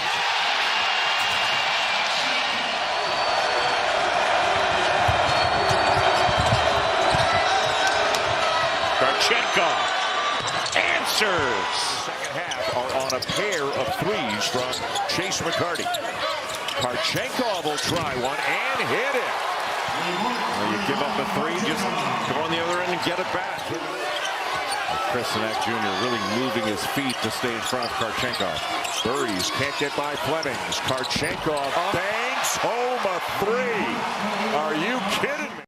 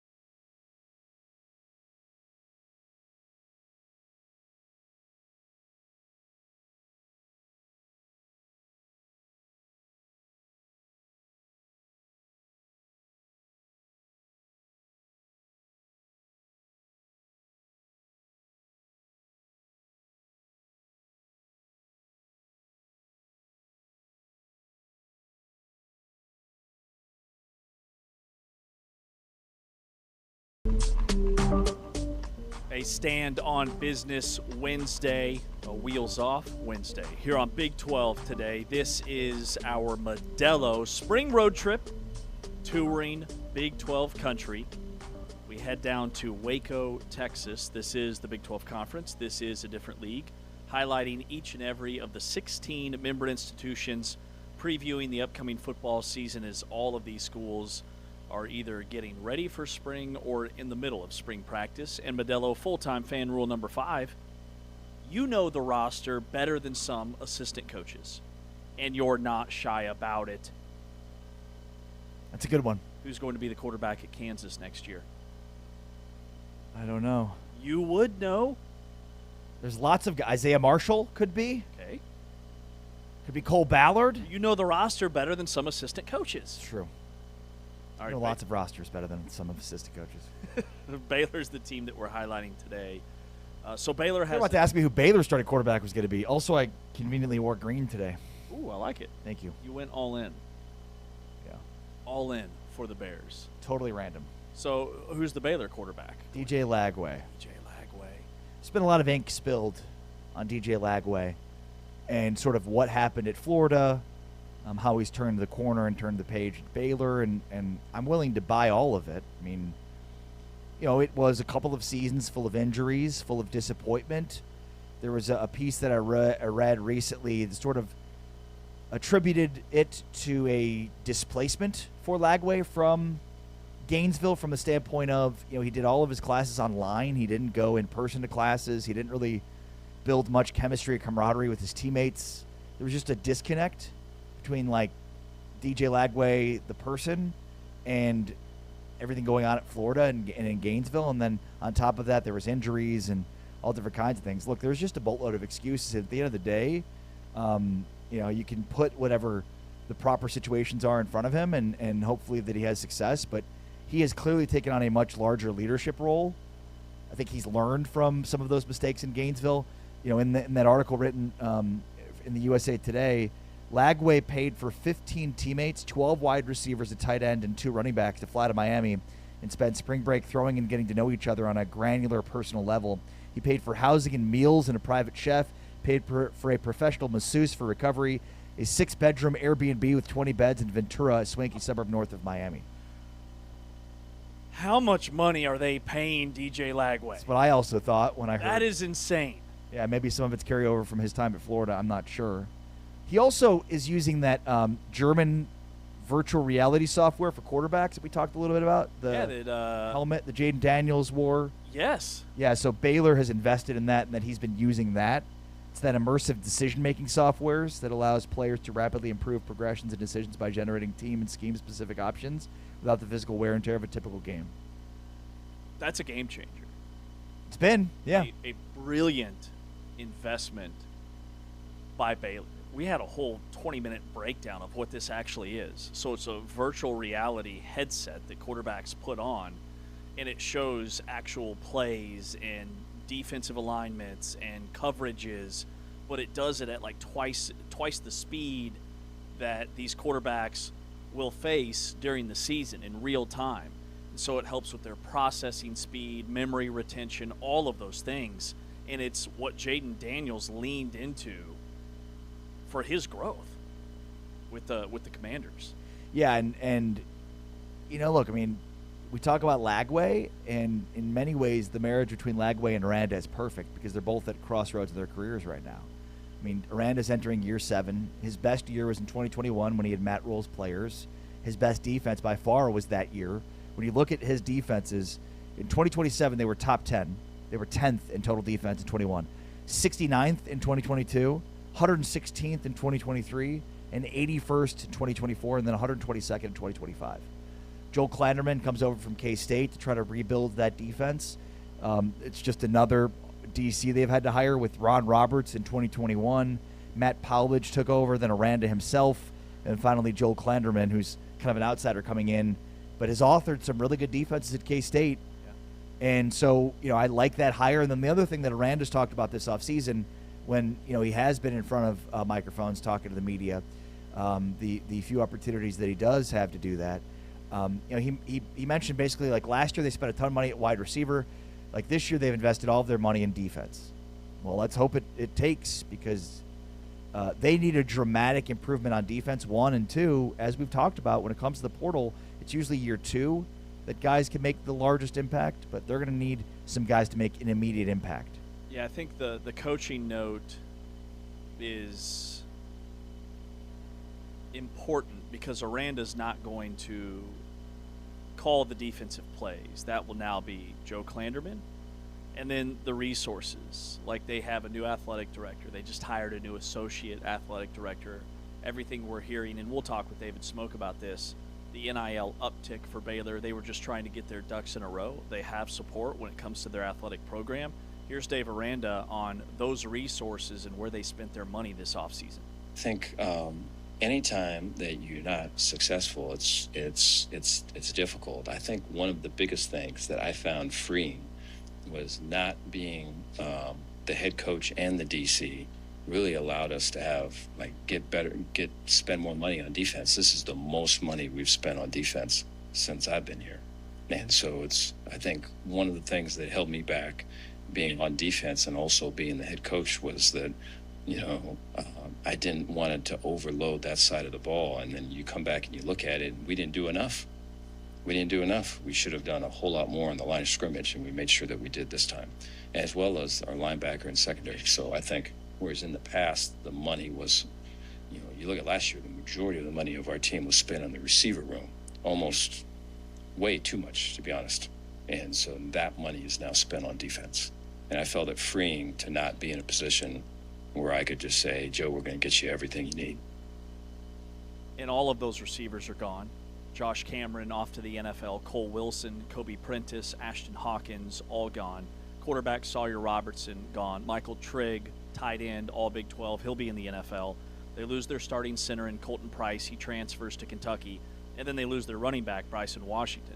So on paper, Washington was an all Big 12 guy, 1,000-yard rusher. Then defensively, your leading tackler in Keaton Thomas. Kamarion Morgan's gone. Matthew Fobbs-White is gone, your 2 edge rushers. So on paper, there are a ton of losses, maybe more so than anybody we've done in this series, that they have to fill those voids. Yeah, and I mean, there is a lot of reason for optimism on the defensive side of the football, and we'll get into some of those reasons, coming up. But so 2 things really stand out to me overall. Number 1, they opened the season against Auburn in Atlanta. So remember, they opened the season at home against Auburn this past year. Now they're going to be at Atlanta against Auburn. You know where Bryson Washington transferred to? Auburn. The other thing is, have you seen their Big 12 schedule? No. Enlightened. Oh, boy. Here are their final 3 games. BYU, Texas Tech, and at Houston. 3 of the top 5 teams? Could argue, yeah. Maybe the 3 best teams, perhaps. Only ones missing would be Utah and Arizona, perhaps. A lot of perhapses there. So, tons of losses. PPS, perhaps per segment. Tons of additions. Basically a new roster. And then, you go from your bye week, TCU, at Kansas, at UCF, Iowa State, not bad. And then at BYU, Texas Tech, and at Houston to close the season. Ouch. November is going to be brutal for them, the final 3 games especially, with those 3, 2 of them on the road. That's a tough stretch. So I think their schedule is extremely tough. And then, I do like what they have at running back. Remember, Dawson Pendergrass was kind of the late scratch at the end of fall camp last year, and they thought he would be perfect. Now, I don't know that he's a bell cow, but he was a guy that certainly, could have made an impact in last year's roster. I don't think he would have helped the defense stop the run, but he would have helped run the football. Then they have Caden Knighton, who kind of emerged last year as a freshman, over 100 carries, 469 and 4.5 yards per carry. But the offense wasn't the issue last year. Right.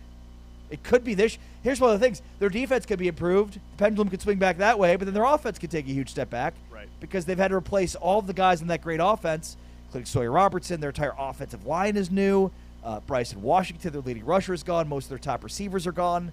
So, this is one of those things where, we didn't spend much money on defense. We spent all the money on defense, but, it's okay, but you fixed the defense, but now the offense is struggling. Who knows? We'll see. And this time last year, we sat here and we identified that Baylor brought in a ton of defensive transfers. Now, maybe those guys, because of the budget for that side of the ball, just aren't as talented as the guys that they've brought in this offseason. But with year 7 under Aranda, brutal schedule, ton of guys departing or graduating. Biggest question I have is what is the litmus test? What is success for Baylor? Is it going 6-6 and making a bowl game, which would be a game better than they did last year? Is it going 8-4? Is it contending for a Big 12 championship with 3 games to go? Like, what is the bar for Baylor when you bring Aranda back, coming off a 5-7 season in year 6? Look, they want to keep Aranda. I think that's obvious that Aranda checks a lot of boxes for Baylor's administration. The one box he needs to check is more consistency across the board on the football field. But everything else is a major plus for them. Now, they do have a new athletic director, and maybe this was a sort of holistic viewpoint of where they are. And that's the reason for why they kept him around for year 7, despite maybe some of the evidence to the contrary that they should have moved on from him. I think 8 wins is probably the floor here. I don't think 6-6 is good enough. I don't know that like they have to compete for a Big 12 championship, but I think 8 wins would be pretty significant. Defensively, the optimism, because off-season optimism is mandatory, powered by Modelo. Hosea Wheeler's kind of the crown jewel of the class. He was the starting nose tackle, defensive tackle for Indiana, who just won a national championship. He had 31 tackles. He had 4 TFLs. He had double-digit quarterback pressures. Before that, he was an all-league player at Western Kentucky. I mean, he is their guy. Now, apparently, though, he is still right. He's trying to get an eligibility waiver. That ruling that was tied to Diego Pavia. So we don't know if he's necessarily going to be on the field. If he is, I mean, he's like the anchor of their defense. But like I look at their defensive line, that's where they brought in just a ton of dudes. An edge rusher who's 6'6", 270 from Coastal Carolina. He's got 1 year of eligibility. He had a really high pass rushing grade, according to Pro Football Focus. They add a lot of pieces defensively. And then I think Clanderman, his defenses were really underrated at Kansas State. So that's a really good hire. Well, and one of the guys he's bringing with him is Daniel Cobbs. Cobbs, a guy that played only 75 total defensive snaps in 24 and then had a breakout 2025, 415 defensive snaps, 39 tackles, was 6th on the team, then led K-State with 3 interceptions. What do you know about Daniel Cobbs, your former K-State brethren? I mean, I know he's a really good safety. He also brings in Ryan Davis, who is one of K-State's highest-rated recruits from like 2 or 3 cycles ago. Yeah, Kleinerman brought 3 defensive backs with him, including Davis and Cobbs with him. And Colby McAllister, who was at Arizona before. He battled some injuries last year, but he was expected to be a day 1 starter for Kansas State. So there are pieces there that come with Clanderman defensively, but I think you're spot on with what does that mean for the offense? You spend all this money on the defense. Does that mean now there are massive holes on the offensive side of the football? When you look at the production, like the percentage of production that has departed is through the roof for Baylor. All right, coming up next, part of our Modelo Spring Road Trip, touring Big 12 country, we talk with David Smoke from 365 Sports to get insight on Baylor's offseason. With Ari Timken, I'm James Westling, and this is Big 12 Radio.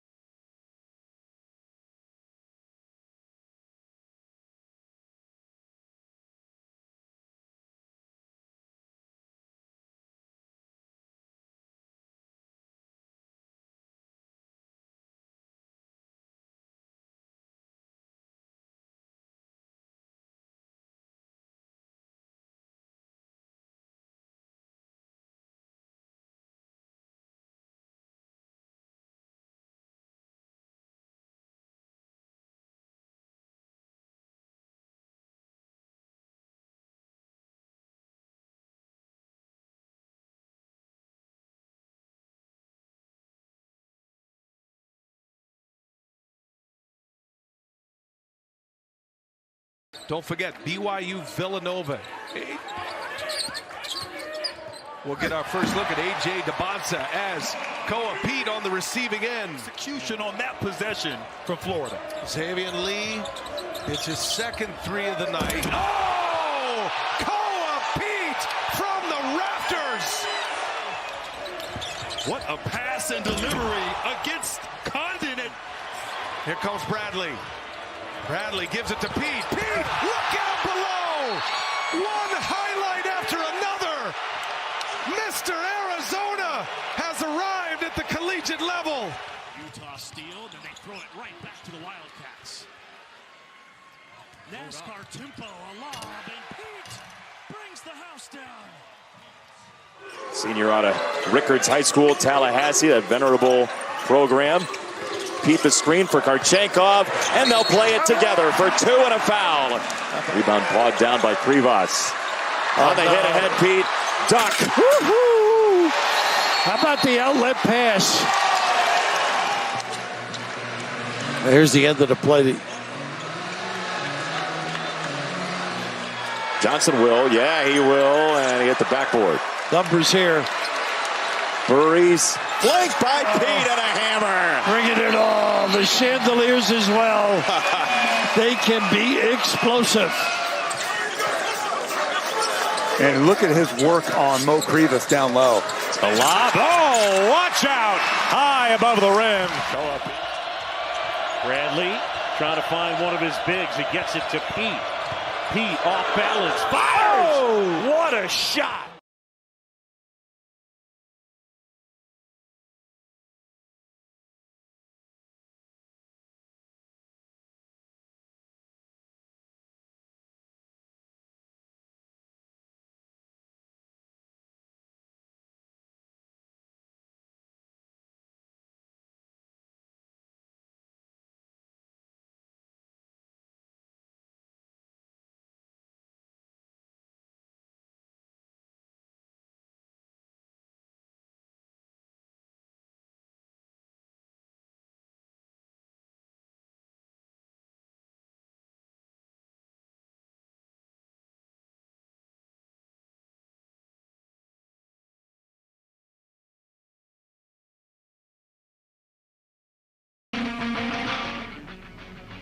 Our Modelo Spring Road Trip touring Big 12 Country Series continues, highlighting the Baylor Bears today. Baylor fresh off a 5-7 season, year 7 for Dave Aranda. To talk it over, we welcome in David Smoke from 365 Sports. Hey, Smokey. Hey, man, what are you guys doing? We are talking Baylor Bears football. Biggest question I have is, like, what does a good year look like for Baylor this year? What is the bar? Is it going to a bowl game? Is it competing for a Big 12 championship? Is it 8-4? Like, what is the number?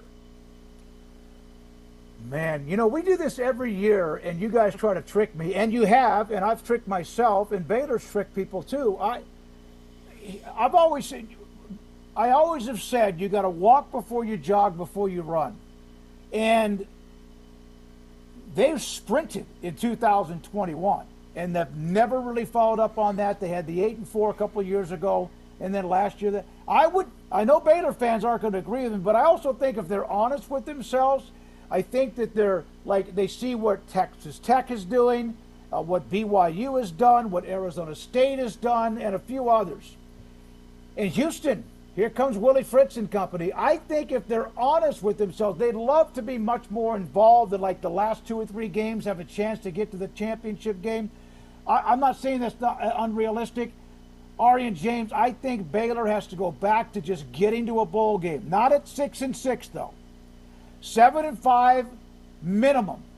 And you have Doug McNamee, the new AD. I don't think it's a surprise at all that if Mack Rhodes in that situation had not gone down, that Baylor would have a new football coach right now. Like within a week or two after that, those last couple of games. Wow. I think they got to just get into a bowl game, not like winning the last game to go 6-6. I think they got to go 7-5 or better. That's not trying to dummy down. They really need a much better. They need to be like, there's always 2 to 4 teams in the Big 12 that are better than we thought.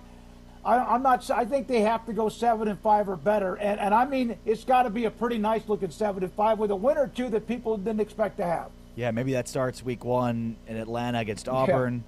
Yeah. Tough schedule. What are your impressions, Smokey, of DJ Lagway?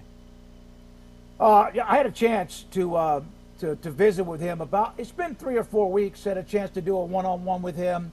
I was very impressed at how transparent he was.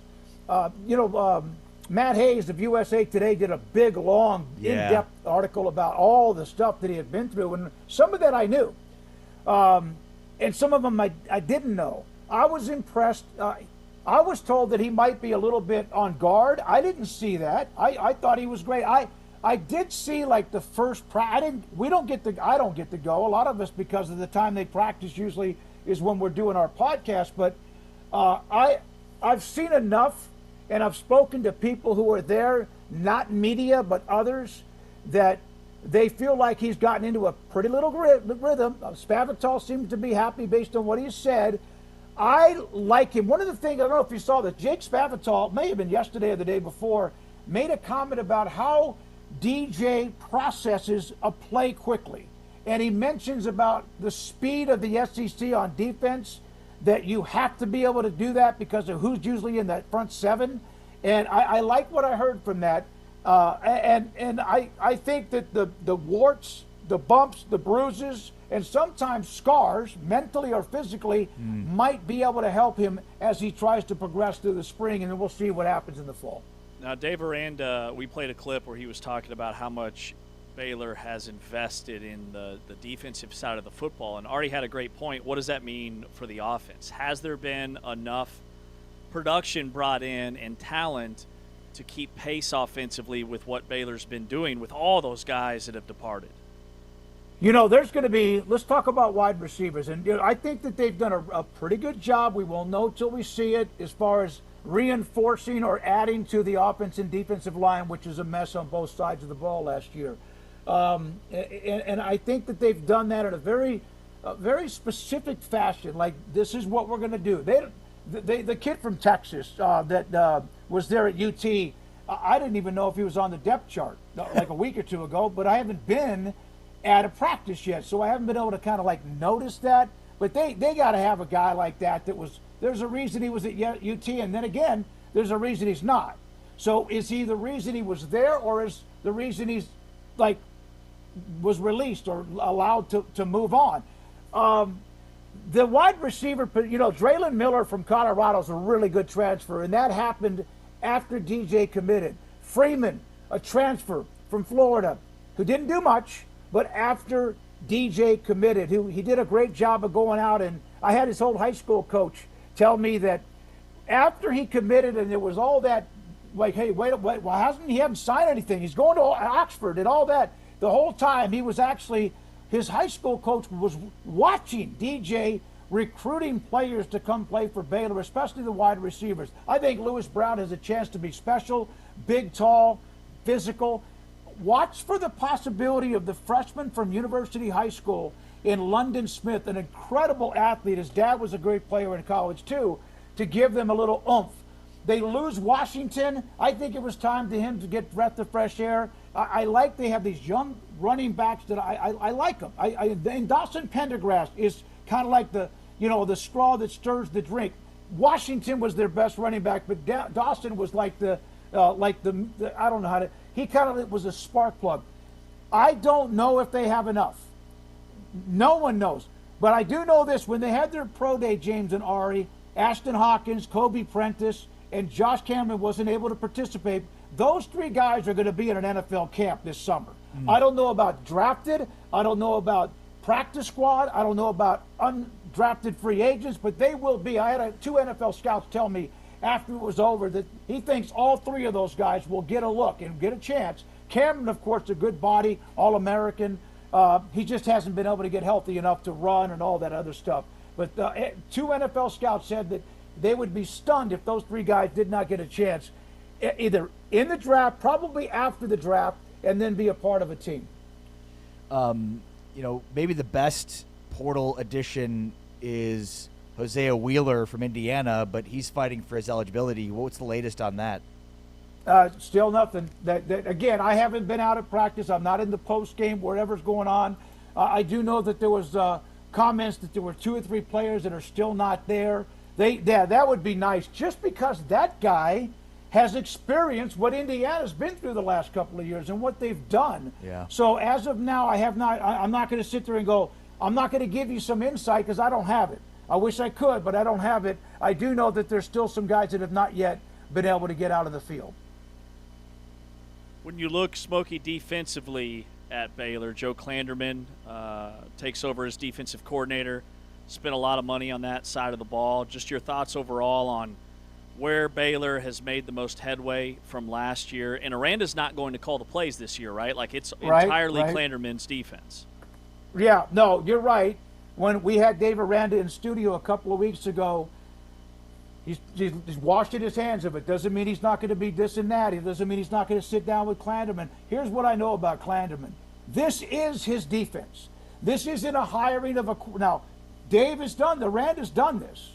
He has gotten rid of a lot of coaches, and, you know, it's kind of like I remember saying this about – and I've told you guys maybe this before, but tell me if I have. When Mac Brown started to lose his grip at Texas, he started replacing coordinators left and right. Some got better jobs. Some of them were the scapegoat.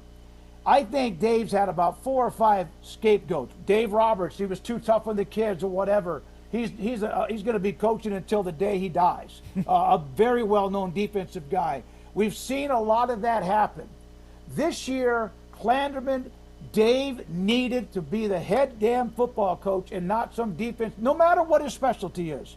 Klanderman, I think, when I've talked to him, and especially right after he was hired, no, this is his. He's going to make the calls. He may, you know, they're going to lean on each other. He's making the calls. And what Aranda told us in studio a couple of weeks ago is that Klanderman's not going to have like one side's doing this or like a secondary, that they're playing like zone here or they're going to be very specific. They're not going to confuse everybody. They're going to hope to confuse the offense, but they're not going to play mind games and have people, because last year they had guys running free left and right. Might have been because of the players covering them. That also might have been because they just never really got the scheme that they were trying to run. And I think Klanderman's going to try to like make that a little bit easier, and not that doesn't mean it can't be effective, but try to make sure that players know what they're doing, where they're supposed to be, which, by the way, is football 101 in the first place. I like him. I like he's got a little edge to him, and I think Baylor absolutely needs that on defense too. I mean, do you think that it'll work? Are you buying that this is going to be enough to get this defense into the top 25 of defenses? Top 25? They got to create turnovers. You know, they were like 100 and, golly, I could go to NCAA.com. They were like 131st last year in the NCAA plus and minus turnover ratio. That's atrocious. Yeah. I mean, you ought to just have somebody accidentally fumble when you recover it, or just a quarterback makes a bad read. They didn't have any of that last. Am I buying into it? Not until I see it. Listen, I could sit here and go, oh, yeah, I think Klanderman's really good. I like their linebacker crew, especially when they've got those guys that can run. Barnes is Barnes, Reed, Burns. They've got guys that can run. I do like who they have. I got to see the secondary line up with somebody and make plays. And until I see that, I'm not going to, you know, Devin Turner, the transfer, was injured last year, didn't get to play. He's back. Hopefully he can get through the spring without any other, you know, setbacks. I am not going to sit there and go, am I buying it? I like what Klanderman brings to the table. I think it's a fantastic hire. But, man, it's starting off with Auburn. And they're going to be on the road. Last year, Auburn here was a team that, as you know, they had to change their coach, right? And Hugh Freeze with Golding. And they were just better, physically better than Baylor. And then, of course, you get, well, that's the SEC and the bodies they have. Maybe that was it. But they ran all over Baylor. Remember with Arnold, it was like, golly, did you have never seen a zone read, or you did not know that's what he could do better than anything else is run? It was a mess, and it really never got much better than that. I like what Klanderman's been to the table. I got to see, and I'm not going to see a lot.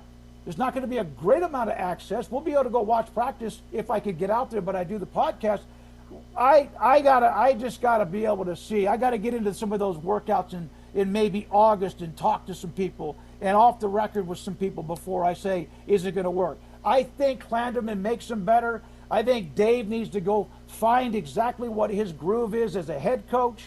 Doesn't mean he's not going to want to sneak into those meetings on defense. He needs to. He needs to give his expertise. But better, until I see it, I'm not going to sit there and say, oh, yeah, it's going to be better just because there's change. David Smoke from 365 Sports is with us to preview Baylor here on Big 12 Today on Big 12 Radio. Smokey, are you optimistic about the offensive line, or is that a major area of concern? I just see a ton of transfers coming in on the O-line. Well, and they needed that. They got the Siraki kids that are back, the brothers. They needed that. And they couldn't have just stayed where they were. And they really didn't get anybody that was a high school player that's going to play right away. There's very few that can do that. They had to go to the portal, and they got a bunch of them. With 3 or 4 that might be starters, maybe 4 or 5, 6 among the 2 deep on the offensive line, and these are grown men. These aren't all 5th-year seniors, or in this case, 8th-year seniors. You got some of those these days. I'm just joking. These are guys that still have a year, 2 or 3 left to play, have had a chance to get, I use that word marinate, and I think they had to. That, to me, was on the offense and defensive line. They had to get some, excuse my language, some grown-ass men who have done it. Whether they've done it at a high level or not, they just needed some age and experience. They needed, like the bottle of wine that gets older. They needed that, and I think they were able to do that on both sides of the football. That's good news. That's good news. All right, David Smoke, 365 Sports to preview Baylor. Thanks for your time, Smokey. Appreciate it. Hey, you guys. See you. We'll see you at Big 12 Media Days, and I hope we'll see you before then. Thank you very much. Can't wait, bud. Baylor coming off a 5-7 season for the Bears last year. Open up 2026 against Auburn in Atlanta on September 5th, and then they get Prairie View, A&M. But that Big 12 slate, I mean, even Louisiana Tech at home is like no cakewalk. They were a bowl team, won 9 games last year. Then you open Big 12 play at Arizona State. You have to play at Kansas, at Houston, and that stretch with, Texas Tech, Houston. You said, I think BYU is the other one that you've got to play to wrap up the season. That is brutal. Yeah, at BYU, Texas Tech, and at Houston, the final 3 games of the season for Baylor. And, I think there's reason for optimism. There's some blind optimism here, right? I mean, there's not a ton on paper that suggests that this thing should be really good this year, but I think defensively they should be improved. My goodness, they can't be worse. And then, I think like the turnover luck that David just hit on, like that's something that could even out this year over year. We'll see.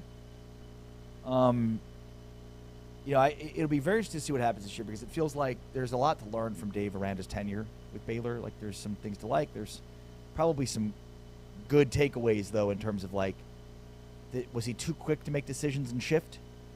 It feels like strategically, like he was just constantly and has been constantly like just kind of at the whims of different trends. Like I think he's a very deep thinker. I think he's an extremely smart guy. I mean, he is fun to talk to when he does talk. But like it just feels like he's very quick to change, and I think there's a positive in that. But sometimes you can change too much too fast. Instead of letting things kind of simmer a little bit, letting things go with it. Like Tommy Lloyd's a good example of the opposite. Like just kind of do what you do and see how long that'll take you, and be in your convictions. So. It almost feels like he's just been too aggressive in changing and replacing guys and we're not going to spend much money in NIL, and no, everybody's going to get an equal share, and now we need to do it this way. Now it's just a constant. The only thing that's constant about Baylor is the change. And when it comes to like the play on the field, it's very difficult to establish an identity when you're making those many changes. Now, one piece that will be a consistent is the offensive coordinator, Jake Spavital, but he will have it's going to be difficult for them to continue offensively with all those pieces at the level that they've been the last 2 or 3 years. scoring 40 points a game, putting up 400 or 500 yard showings now that all those guys are gone. All right, we'll wrap up the show coming up next. That is our Baylor breakdown, Armadillo spring road trip, touring Big 12 country. He's Ari Timken. I'm James Westling. The final segment coming up next year on Big 12 Radio. Guys, screens, pick and roll, high-low, everything. Burries tries. That's a three, and it'll go. Braden Burries. Not a Shot mismatch. clock under 10. They have Peat if they want him. Burries step back. Gets another. Never mind. Don't worry about Peat. So you saw that Penn State game, obviously. It's surprising. Oh, what a find. Burries the stuff. Peat makes plays now. He's done that a few times. Got to get away from him. Yep. Bradley knew he had it, just picked his pocket. Nice pass. Burries, the stuff, guard to guard. About that, all set up by defense. Bradley got tangled up in gridlock with Castillo, and he threads it through beautifully. Scintillating pass to Burries. Vision is extraordinary. Just under 21 a game. Ball chipped away. Kana goes down to the floor. Loose ball. Krivas push up ahead. Burries throws it down. Terrific play by the big fella. Just kind of flung it up. No good. Burries draws the foul. Hits the shot. Prospects in this game. Karchenkov hustles and gets the rebound and finds Burries. Oh my goodness. Oh! What a dunk from the freshman guard.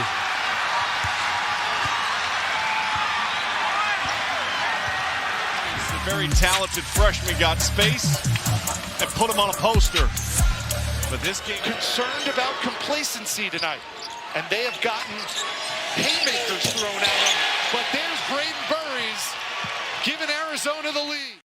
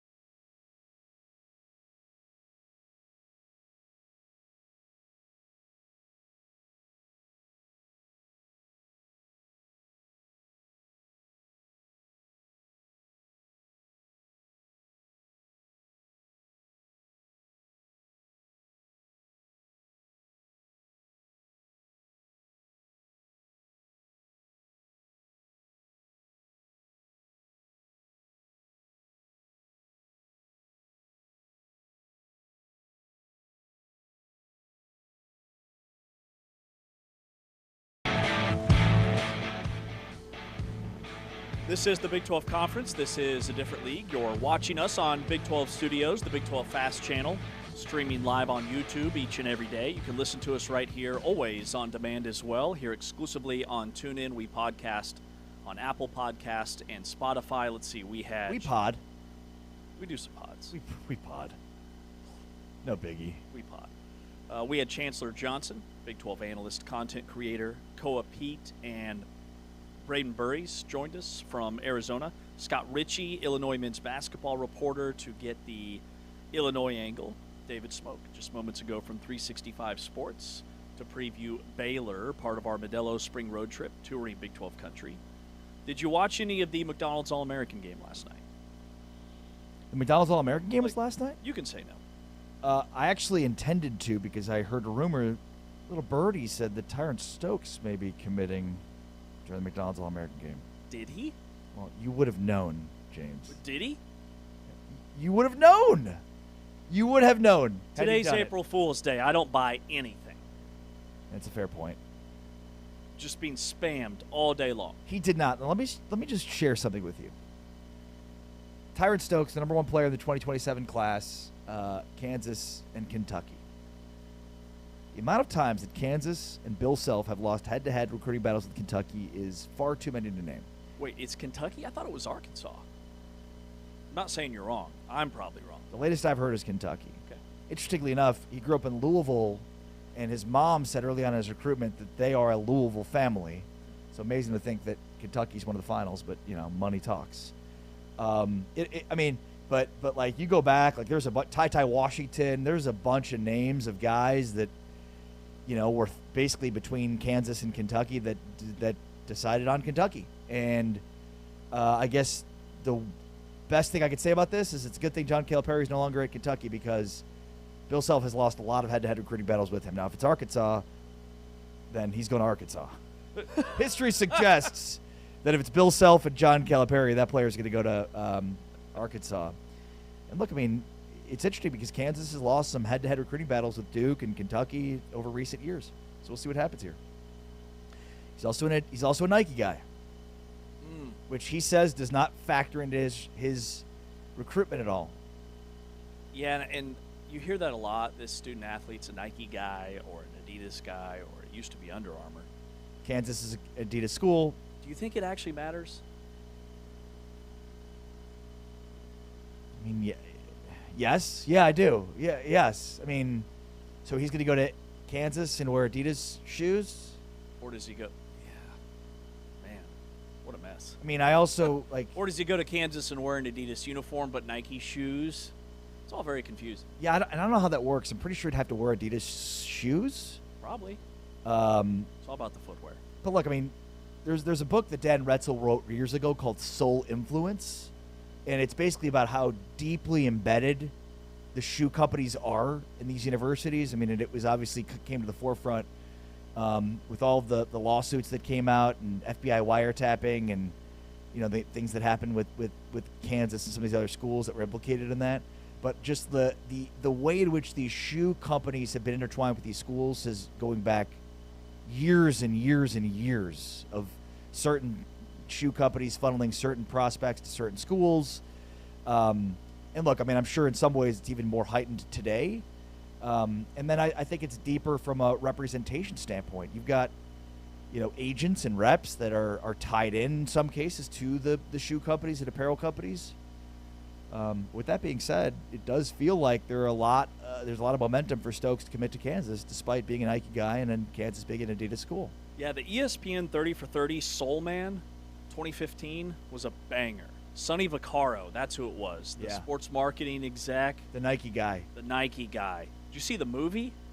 What was the movie with Matt Damon and Ben Affleck? The Jordan movie. Was that about Jordan? Yeah, it was about Jordan's Nike thing. Yeah. What was it? It was called Air?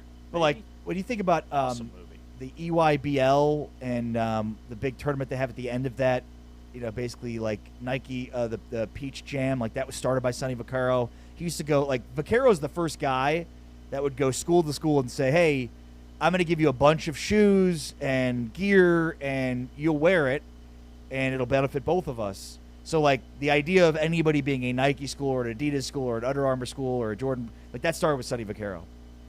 Awesome documentary.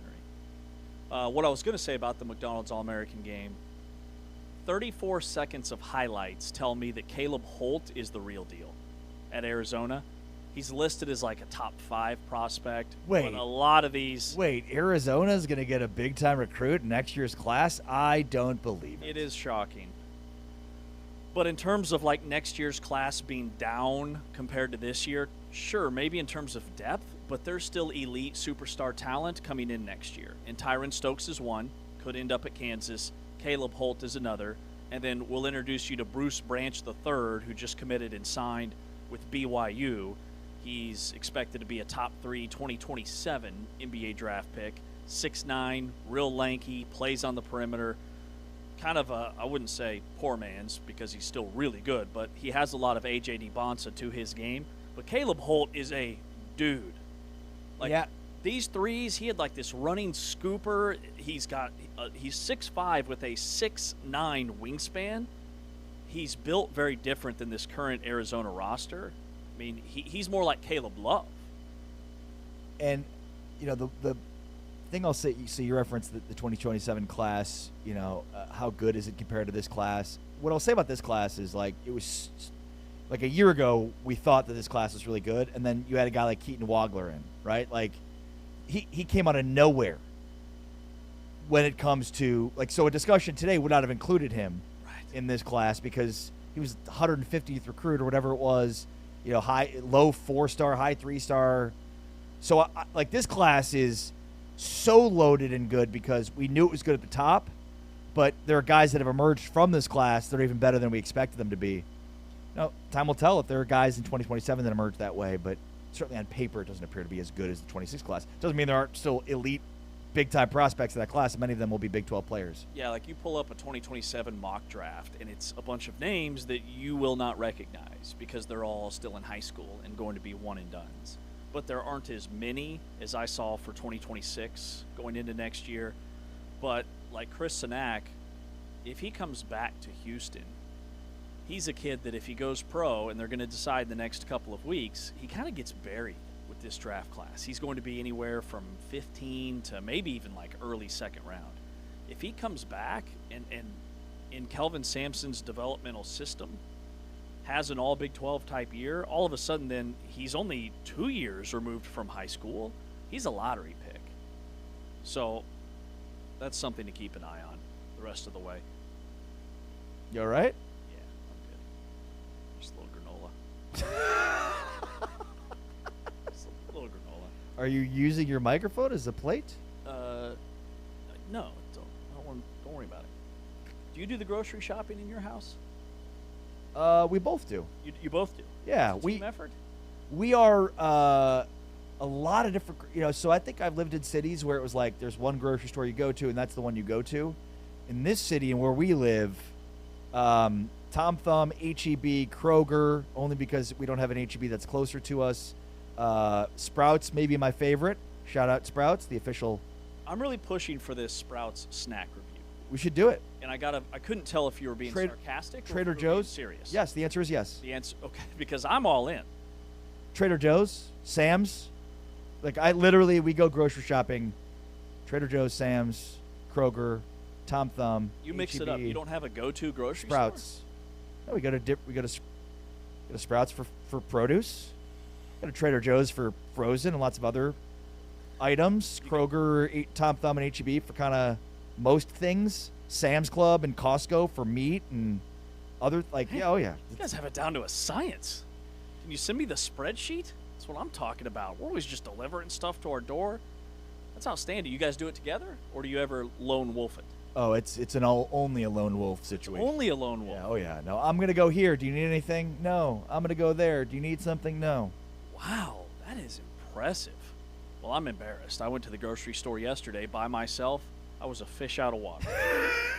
I got there. I said, when did lettuce become so complicated? 17 bags of lettuce? Like I'm standing at the vegetable area like I'm watching the NFL Combine. Hands on hips? Like what? I just need some lettuce. When did lettuce become so up. Like, it's true. There are so many different lettuce varieties, and even if even if you just want like your standard romaine, it's like, okay, you get the head of romaine. There's the bag of romaine. There's that bag of romaine. There's the long stalks of romaine. It's like, how do I decide? I was there for romaine. I got 7 columns down, still couldn't find it. And I was too embarrassed. I was not going to call my wife. I was like, she sent me out here, which that was a rookie mistake. Peak hours, it's like 5 p.m. It's total chaos. And I couldn't do it. I couldn't do it, never again. And then I bought a bunch So of you stuff. left empty-handed? You left without the lettuce? I got the lettuce. What'd you get, a head lettuce? You get a bag? I got a bag.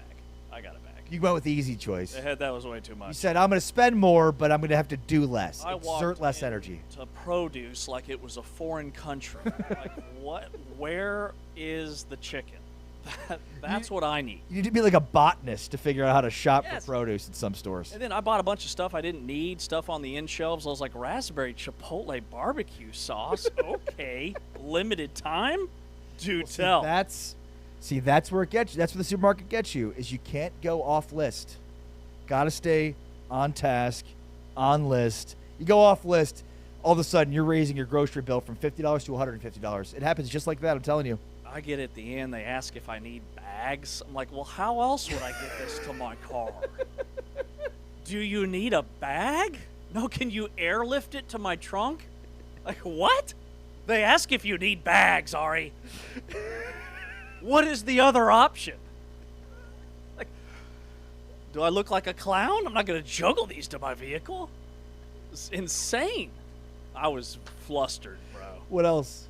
That's it. What else did person who doesn't go grocery shopping notice about the grocery store? I mean, that cereal's way too expensive.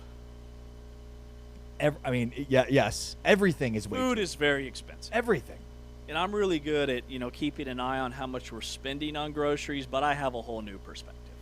The other thing is, and this is related to the grocery store and expenses, but man, the amount of emails that I get for subscriptions that I have that politely tell me that they're increasing the fee of my subscription to improve the quality of the subscription. I mean, I wish I had $1 for every time I got that email. Every time I look at my inbox, like, oh, that subscription I have. And the next time you're like, boy, that quality has seen improvement. Yeah, Sam's Club. We're going from 120 to 130. This was after a year where it went from 100 to 120. It's like, oh my God, Sam's. I know you're trying to see increased profits. I am too. I'm also trying to see increased profits here year over year. Which you're very much cutting into. All right, tomorrow we've got Brent Brennan, the Arizona football coach. He's going to join us on the show around 8:40 Central Time. That's going to do it for this edition of Big 12 Today on Big 12 Radio. For Anthony Smith, Jazz Hands, for T-Chains, Taman Turner, he's Ari Timken. I'm James Westling. We're out of here. Peace.